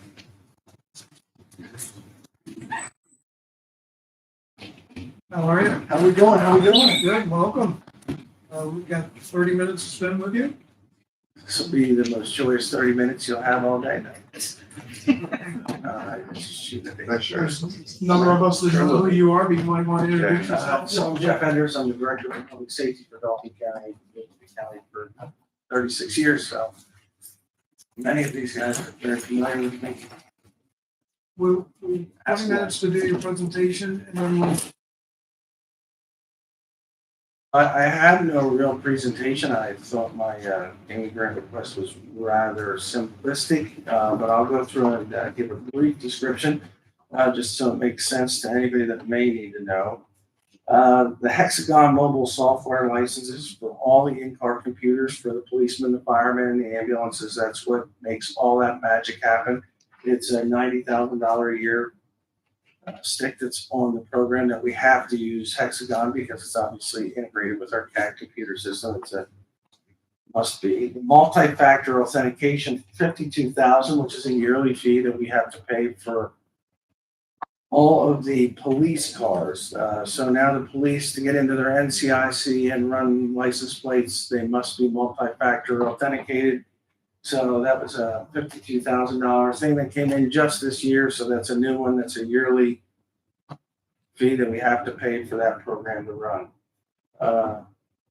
The Absolute VPN software, which is $48,000, is again the software that's created for all of the firemen and ambulances to be able to get in, and the VPN necessary to make that connection for the fire trucks and everybody to have access to the county's CAD system. The last two items on my list of requests were for the in-county security officers that maintain the security for the downtown facilities, as well as children and youth in some of the outer buildings for probation. Currently, our staff are armed. However, we do not and have not been able to acquire the body armor grant that some of the police industry are familiar with, which is readily available. However, every year the county does submit for the grant, and in the county's purchasing process, we tend to be the last on the list. It goes to the obvious law enforcement officials first, and we just never get enough funding to fulfill that need. So that is the ask for $29,981. And our phases are becoming out of date, and it's time for us to start replacing them, which is a $23,355 purchase for the phasers for the officers. is it. So your security staff does not have vests? Nothing. They're armed, but they have no vests? That's correct.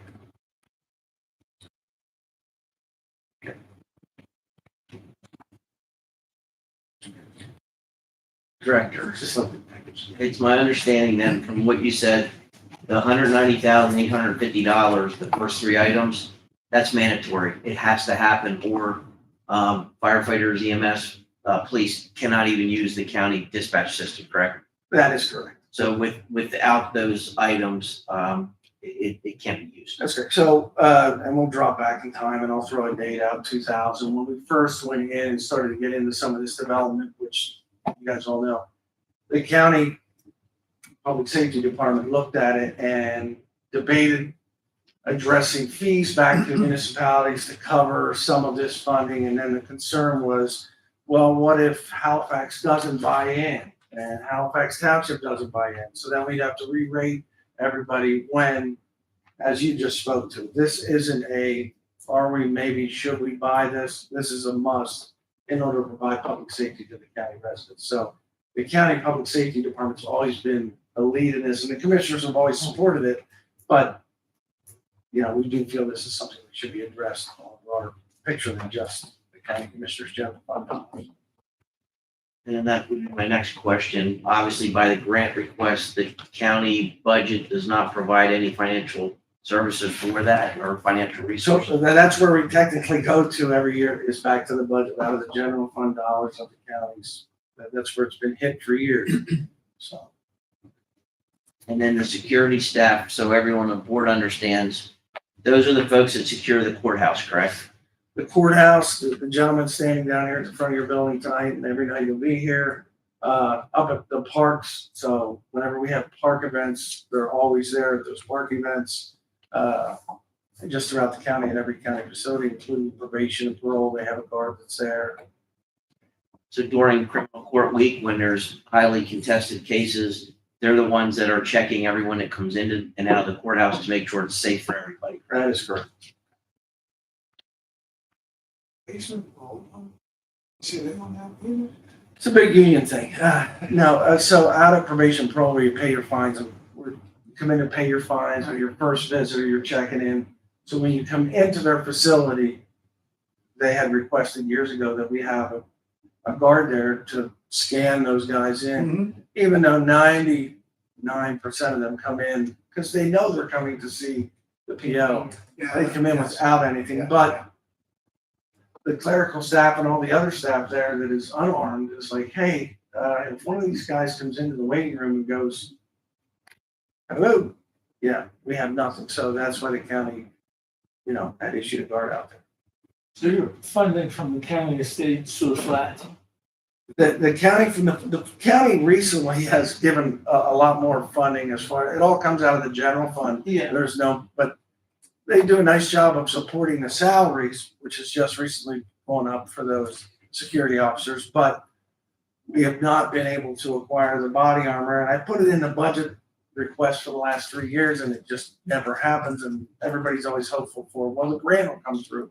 The grant does come through and I would actually look to the law enforcement side there. Like every year, law enforcement can submit through for grants, which the county does. But again, they generally go to the probation officers or to the sheriff's department or to that staff that they have almost a more interaction on a daily use than the guards do, even though the guards are just as exposed as anyone.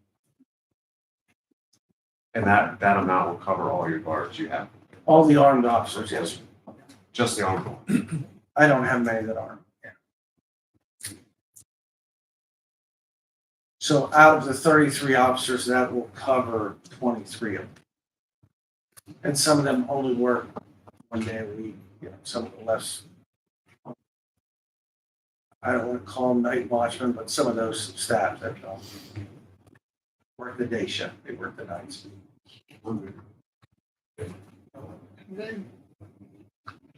Does that work with the, you work it all with the sheriff's office, like in terms of getting the same equipment as they get? Anyway. As far as the vests, if you order, yeah, it'll be a standard vest that everybody has the same, yes. Same as probation, same as the sheriff's, it's all the same. If you order, yeah, it'll be a standard vest that everybody has the same, yes. Same as probation, same as the sheriff's, it's all the same. Thank you, Director. Hey, sheriff's ready if you're ready. Yeah, right. You having fun so far? Beautiful. Oh, well, meet a lot of great people from the county, a lot of good folks. A lot of good people. This is on your second day? They do. Yeah. They do. They do. Enjoyment? Pat looks happy. It's opened my eyes. Last night I enjoyed it. A lot of good people doing a lot of good things. I think that would probably be my take on it, where you do actually get to see everything that is actually transpiring in a positive fashion, which we're not always accustomed to seeing. Yeah, it's been an experience. So are you gonna follow suit? You have great things to say about Brooke. Everyone else seems to do that. Listen, without Brooke, the department would not exist. There you go. Those No, her two guys boss sitting over is- there, they don't even exist. I really didn't know she had a boss for many years. You just got, oh, I didn't even know. You better brush up on your resume, man. Okay, look at G comes. I just done from now on. We're not live anymore? Oh. No, we're live. Oh, we are? Okay. This is all recorded. That's pretty- Anybody there? Pretty cut and dry. Nobody's here watching us Who's Michael? tonight. Is anybody watching it? Who's Mike? That was Roxbury's mic. Oh, I thought that was. For Roxbury. no, I meant, is anybody watching it? No. No. Not yet, but we have a really big following after 5 PM, so we too.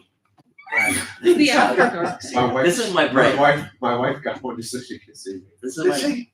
So it was your wife and Tim. She got all- So okay. this is my breakthrough. I'll go home and sign on this one. I think it's still. Thank you. Come on. 3 followers. If you get your wife to do it, it'll double our viewing attendance.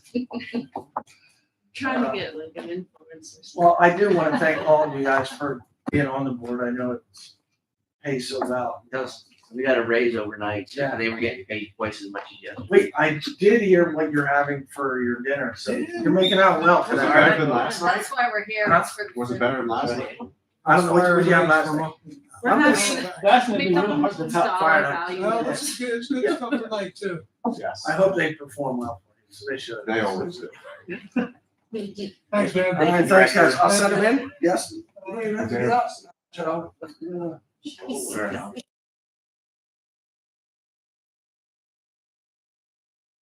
I just realized.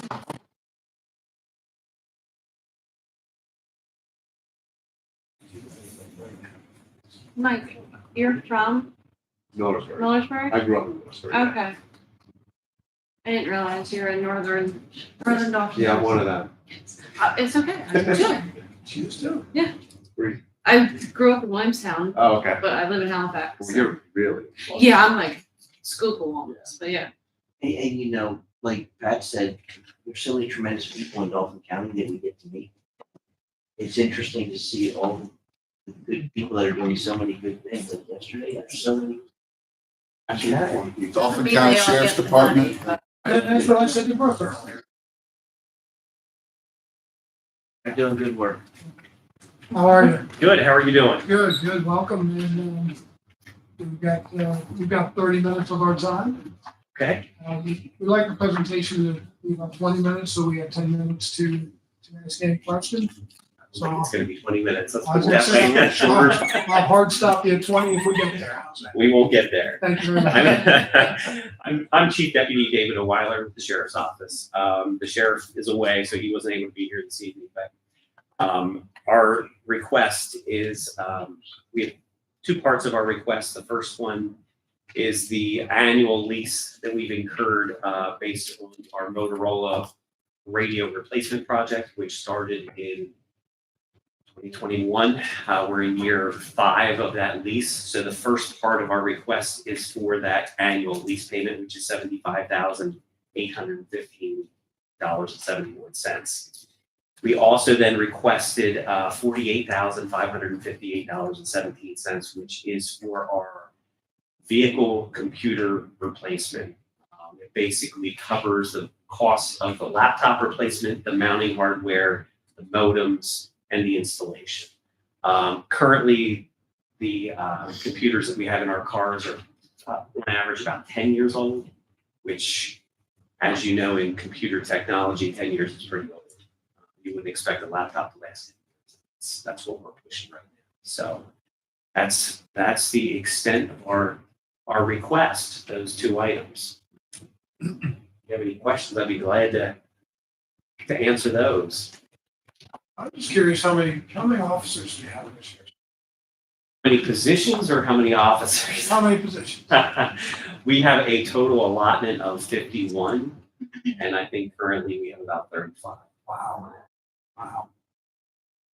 We have 3 full-time vacancies right now, and we have 11 part-time vacancies. And it's kind of a revolving door. We're hiring 3 on Monday. Actually, we have 3 full-time deputies starting Monday, and we have 1 that came in this morning. He gave me his notice. It's just, you fill them and they leave. You know, unfortunately, that's just the way it is. Hire 3 and hope 1 stays. And hope, and hope. You know, it's pretty much pretty much the extent of it. Yeah. You had said that this is like year 3 or 4 of the project. Have you received gaming grants prior cycles to cover the lease payment? We have. I can give you specifically No, what that's we. okay.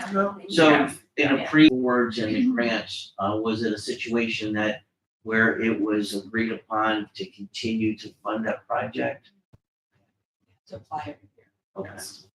And I know some of the early grants with buildings, like fire stations, if the board agreed to the initial part of the project, they agreed to debt servicing throughout that many, many years. So. There's no well, at least to my knowledge, there are no boards applicants have to apply. Very good. Thank you.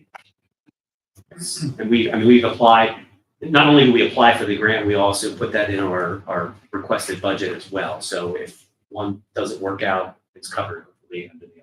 Has it been approved in the budget? The budget hasn't been voted on yet for 2026.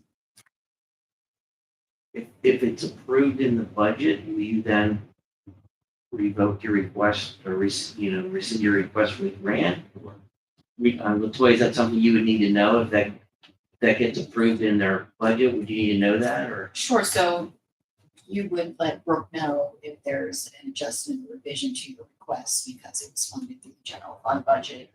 Something along those We lines. haven't really faced that previously. I'm not sure exactly what steps we're supposed to. I think they ask for it every year, through the general fund budget. We do ask for it every year. But Yeah. so what board member Tim is saying is if you were to get that approved from the commissioners through the budget, you need to inform Brooke or George's office certainly- because they would have no other way of, Right. they're not tracking, who's getting what from the We can general fund. certainly do that. Thank you.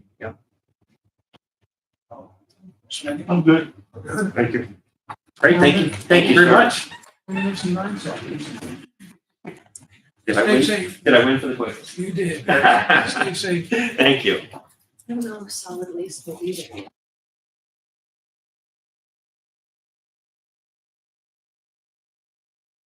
Gonna stay live, so just be mindful of that. Thank you.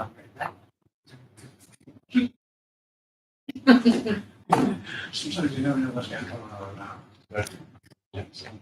Hey, no. That's why I asked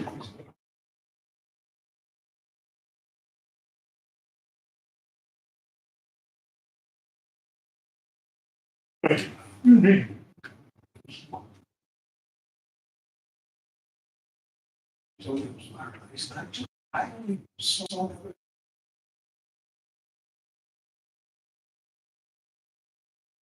It opened right in the beginning of 2020, and they survived through the shutdown. Wasn't that an archery? No, it was Or an ATV Oh, place, yes. and it was the same people that had the ATV place, I believe. Oh, okay. Yeah, but that's down the road in That's Mount before Morris. that, right? Yes, got it. Yes. They do stand by three things. A lot of online sales and stuff for People know that. They do. They do luxury shoes. Oh, do they really? Huh. I always saw it there. Oh, running through or? Been there my whole life. Yeah, well, Have they really? yeah.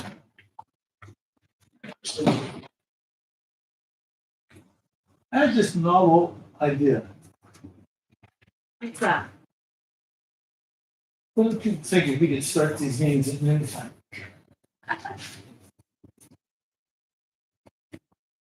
Have they ever been started earlier than 3:00? We tried one year, we had 1 or 2 days during the day. We found it to be very disruptive of our work day. Yeah. And then the board members having jobs that you would require to be off for. We're such a small office, it takes us away from, it's a whole team process. Yeah. So, I mean, it's worth, we can Actually, explore it, but it's up to the As bad as board. I felt when I went home last night, I thought, Yeah. if the staff has to get up and be at work at 8 o'clock. Yeah, That's kind of like a tough night. yeah. But just also like with everybody coming in, we're sitting here in the hallway when other departments are trying to work, we try to be as less disruptive as possible Gotcha, yeah.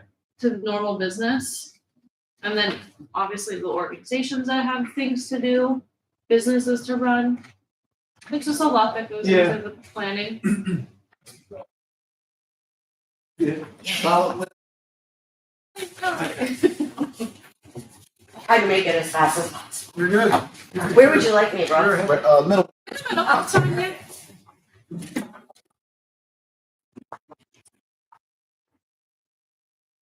And Kelly, the remote that's right in front of you, the down button Turns it. turns the works the PowerPoint. Oh.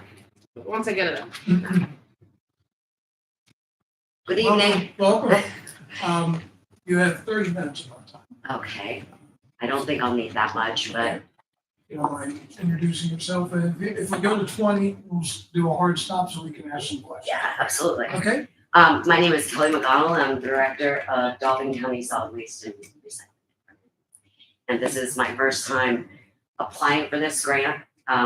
We've had a successful program with CEO since 2023. And knowing the county's budget issues, I thought it would be a good opportunity to try to look for funding elsewhere to keep them as a part of our team. So that is why. Explain what CEO is. Oh, sure. Center for Employment Opportunities. And what they are is they assist persons with convicted felons with reentry programs Okay, to get them. there's a gentleman down there emptying my pickup truck. I would assume. At our recycling Yes, center? yes. No, those are work release guys. Okay, Yeah, okay. yeah. These crews are actually out and about in the county every day, Monday through Friday. I think I do read, thank you, I do remember reading, thank you. Okay, thank you, I didn't mean to interrupt you. Oh, gosh, no, please feel free. I'm very informal, so I do apologize. Is this it, Brooke? Yeah. All right. Yeah. All right, so. Push down button. That one? Just turn it around. Oh, there we go. You mean the other down Yeah, button? the other down button. Is that, there we Yeah, go. sure. All right. So this is a photo that I took at Wildwood when we first started our program. This was the first day. The two folks on the left are our employees, and the rest are participants with the Center for Employment Opportunities crew. And so we wanted to just formalize the start of our partnership, and it's been really amazing ever since.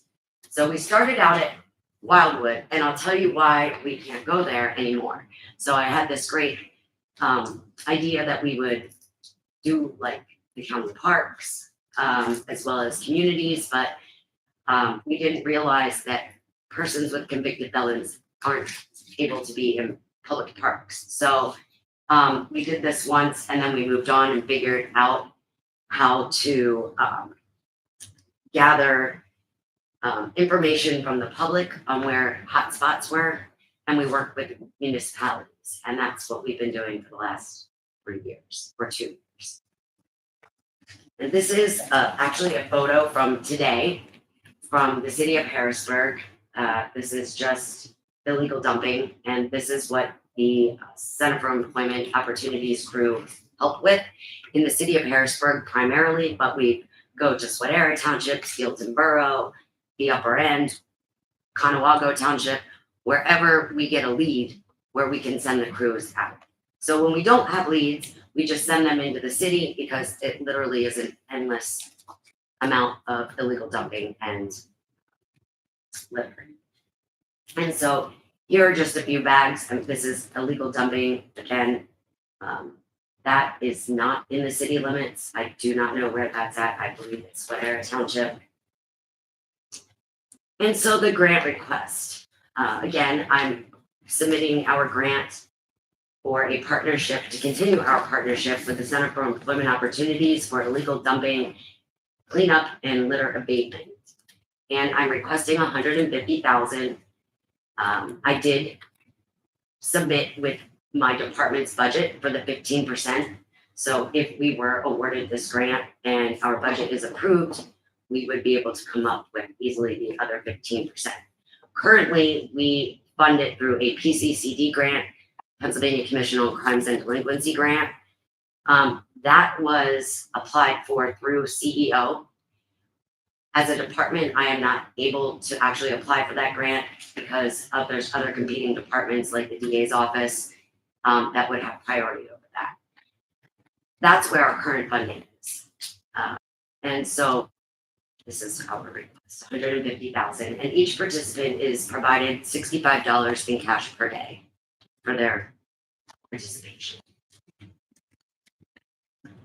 And I would like to mention that CEO, although I'm not an expert on CEO started in New York as a reentry program to help folks reenter into the community and get full-time employment, help them with workforce development skills. And it is, don't really know how many charters they have throughout the United States, but I think we should be very grateful that Harrisburg has this opportunity. And our partnership with CEO provides us with 2 daily supervised crews composed of persons with convicted felonies. They are focused on litter cleanup, illegal dumping cleanup, and beautification.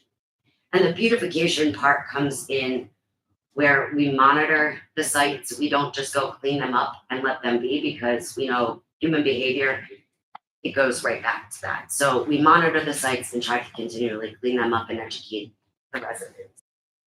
Our partnership provides the opportunity for the participants to develop workforce skills such as leadership, teamwork, and environmental stewardship. And we have, my department actually had hired a gentleman from this program, and we were grateful to have him. He's moved on. And then we were able to successfully get another gentleman employed with the mechanic that operates, or the mechanic that works on the county's recycling trucks. So we've been successful in helping them move on. You wouldn't think trash and justice would go together, but it really is a great partnership. Rising disposal costs discourage residents from proper management, and consequently, the wastes are illegally dumped on private and public properties. And if you aren't aware, Harrisburg City has the highest tipping fee in the country for waste. So it only, really for the city of Harrisburg especially, that's has a very negative impact, because if you don't have money to put food on the table, how are you going to have money to dispose of, maybe a bulky waste or a hazardous waste? So that's what we end up cleaning up more often than not. Or maybe the residents don't have transportation to get down to the electronics recycling center, which is free. And those items are frequently discarded all over. Or people just don't know about the program, and that's as well. This is Paxton Creek right outside our office. This is CEO and one of our employees picking up a bike from the creek that was discarded there. Our department also has a partnership with Recycle Bicycles, so we collect bikes and have them collect them at our center. This is a recent photo of just some more illegally dumped trash. This is a bulky waste, obviously. It's a sofa with a pretty kitty cat next to it. Why this program matters. The city of Harrisburg and surrounding municipalities face ongoing litter issues, illegal dumping, and roadside debris. The roadside debris especially can be seen on Industrial Road behind Hack near the trucking terminals, which we monitor, and we often go out there at least once a month to clean up, and it's disgusting. They urinate in bottles and leave them just alongside the road. And then we work along with, our department works along with the Greenbelt Association as well as the Susquehanna, I forget what they're called, but it's a mountain bike. Samba. That's it, thank you. Just, they were the ones that brought it to our attention because the Greenbelt runs across there. And so we've been working on that. The Dauphin County Department of Solid Waste Management and Recycling has a staff of 8, and that's including myself. So we cannot meet those demands on what we already do. And that's why the CEO partnership works very well with us, because it helps our mission. It assists with the county 10-year municipal solid waste plan, and again, provides those folks an opportunity to possibly get, a job. And so that's the positives with that. And then the county's partnership, with CEO offers cost-effective and reliable workforce while providing participants with the immediate paid transitional employment, and that's what I just referred to. And then it addresses the reentry opportunities. Community benefits, cleaner streets, increased community pride, reduced blight, and direct support of environmental stewardship, which we find especially with our crew members, which is pretty awesome. We have one crew that they make it their, it's like a game every day to them. So they go and they try to beat the previous day's amount of bags that they've collected. And the most that they've collected was 102 bags in one day, which is pretty impressive. And here is a photo of our crew, one of our crews. And that's just goes to show how many bags that they would have picked up in a morning run. The crews are all the same number? I'm sorry? The crews are all the same number, like 5, 6? Or... It varies, depending upon how many participants CEO has. But our goal is to have 16 participants and 2 crew leaders a day. And the crew leaders are actually full-time employees of CEO. And some of them are former, they've been incarcerated and have, worked their way up to that position. And some just applied for the position, and they did. So. The measurable benefits, approximately 200 tons of litter and illegal dumping have been collected through our partnership with CEO since July of 2023. Increased resident physical satisfaction, documented corridors such as Industrial Road due to the trucking terminal, and demonstrated reintegration success with several participants. That's just another photo of our crew out and about. And as you can see, I hate to keep bringing the attention to it, but the amount of litter that you see, and it's never ending. We can go clean that up, and 2 days later, there's just debris there again. And how we feel we align with the local municipal share grant. It promotes public safety and community improvement, supports workforce development for at-risk communities, provides measurable, visible results in blight reduction, and creates long-term benefits for the communities. So there's another proud crew with all their bags for the day. And that's just some debris that we have to go around and clean up, including toilets. that concludes my presentation. So I welcome any questions. I have a couple questions. Sure. So you said that you work with municipalities, so what's the process? You know, municipality A has a spot that needs cleaned up, they contact your office and, you know, it's worked out that way? Yes. And just to clarify, so your ask is for a crew leader position and 8 positions, right? Yes, I do believe, but I believe it was for 2 years, and that's why it's 150,000. So this is on top of what you already have, or is it continue what you already have? It's to continue the program that we've already established. Who sends these people out? Do you pick these people or is it CEO organization? CEO picks them. Okay. So where are they having? They're on Cameron Street. Oh, okay. Yes, right by Appalachian Brewing Company. Oh. So, as a board member, I think it's important that any grant money that's awarded benefits as many of our county residents as possible. Absolutely. So you had said earlier about reaching out in other parts of the county to do the trash abatement, which I think is awesome because I hate seeing trash. But what percentage of the time would you estimate is spent in the city of Harrisburg versus the remainder of the county? Well, currently, I'd say 80-20. Twice a week around to all of the county's drop-off site cycling. So they run from Williamstown to Conewago Township to do litter cleanup. But so far, they really have only focused on based on the information we've received from the municipalities, Lower Paxton, Swatara, and Stilton. You reached out to every municipality and let them Yes. know that your services exist? Yes, and that's how they reached out to us as well. And you also collect tires?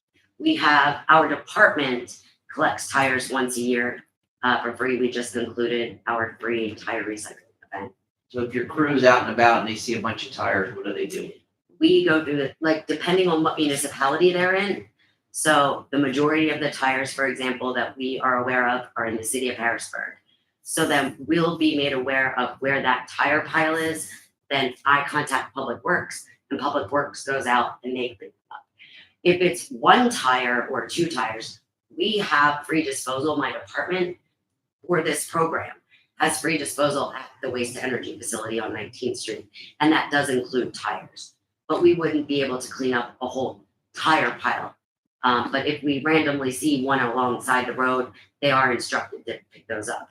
And I will mention, which I didn't provide in my presentation, was they also have sharps containers and they collect used needles. And so we keep track of those as well. And for a while, we were actually trying to map them out to try to understand, maybe where they were using at. But how do you transport the folks? How do you transport? Are they employees of the county or are they CEO employees? they're CEO employees. Do they transport? Yes. Okay. CEO provides 2 vans and all the PPE, but as well, our department is an affiliate of Keep Pennsylvania Beautiful, so we're Keep Dauphin County Beautiful. And why I did that was to get free supplies for our crew because they're doing a continuous cleanup, and that's what. But they provide the transportation. During the summer, they provide water, those types of things. And the cash disbursement daily, is that handled by CEO? Yes. And then does CEO invoice the county, for the grant requested included funds to reimburse that? Is that how that works? Does CEO bill the county or? Yes, they would have to bill the county. Yeah. Because I can't imagine us transferring the 150 and then not having a way to measure. Yeah, sure. Yeah, so. So you can invoice per hour per people per week or however. Yes, and then we would be able to reimburse. Thank you. Out of personal curiosity, how long do you keep the same pumps? Is it a daily I revolving believe door? they are eligible to be in the program 9 months to a year. Okay. And then they can request an extension. Because there are some folks that have mental health disabilities that may prevent them from actually, going and being able to even provide housing for themselves. So CEO will actually help them with all of that. Okay. Clothing, housing, and, help them get employment after their program expires. I didn't know about the program. Thank you. You're welcome. Ellen? Nope, I'm good, thanks. Smitty? I'm fine. Appreciate your time. You got it. Thank you. Thank you for making it so easy. That's a great project. Thank you. Getting all that trash off the roads and everywhere, it's a great project. Thank you. I really appreciate that. We're very proud of it. Yeah. That industrial road, when I drive down, it's still, It is. and you clean it up and it's still. It is. Yep. So it's a thankless job. And so the fact that we're able to have these folks get out there and do it, it's not the most glamorous thing. And picking up trash alongside the road isn't, it's not the most desirable. Right. But they do it, and that's what makes me proud. The Paxton Street corridor is tough also, and wherever there's a convenience store or a fast food restaurant, in those areas around those, they are just collectors of trash everywhere. They are. We do Cameron Street as well, as often as we can, but right now it's a little difficult with the construction. I don't want to put them in. Were you working at the tent encampment, the tent city, or was that a different project? That was a different project. The city of Harrisburg worked on that, their public works worked on that. We didn't feel comfortable sending our crews in there to assist, but if we did help clean up a homeless encampment or homeless site, I should say, it was really an encampment in Steelton along the tracks. So we are able to do that. And many, many years ago, prior to any of these programs, when our department first started doing illegal dumping and litter cleanup, we, this would have been back in the early 2000s, but there was a pretty large homeless encampment behind the farm show building. And so we started out with that, and the county commissioners would come out and assist. So I feel like we've been able to grow it with this partnership. How long's your department been in place? 2000. Prior to that, we were a solid waste authority, and the solid waste authority was dissolved and the department was created. Okay. So, Thank you for all your work. Yeah, thank you. thank you. Thank you. I appreciate the opportunity. Dirty job. It sure is, and I love talking trash.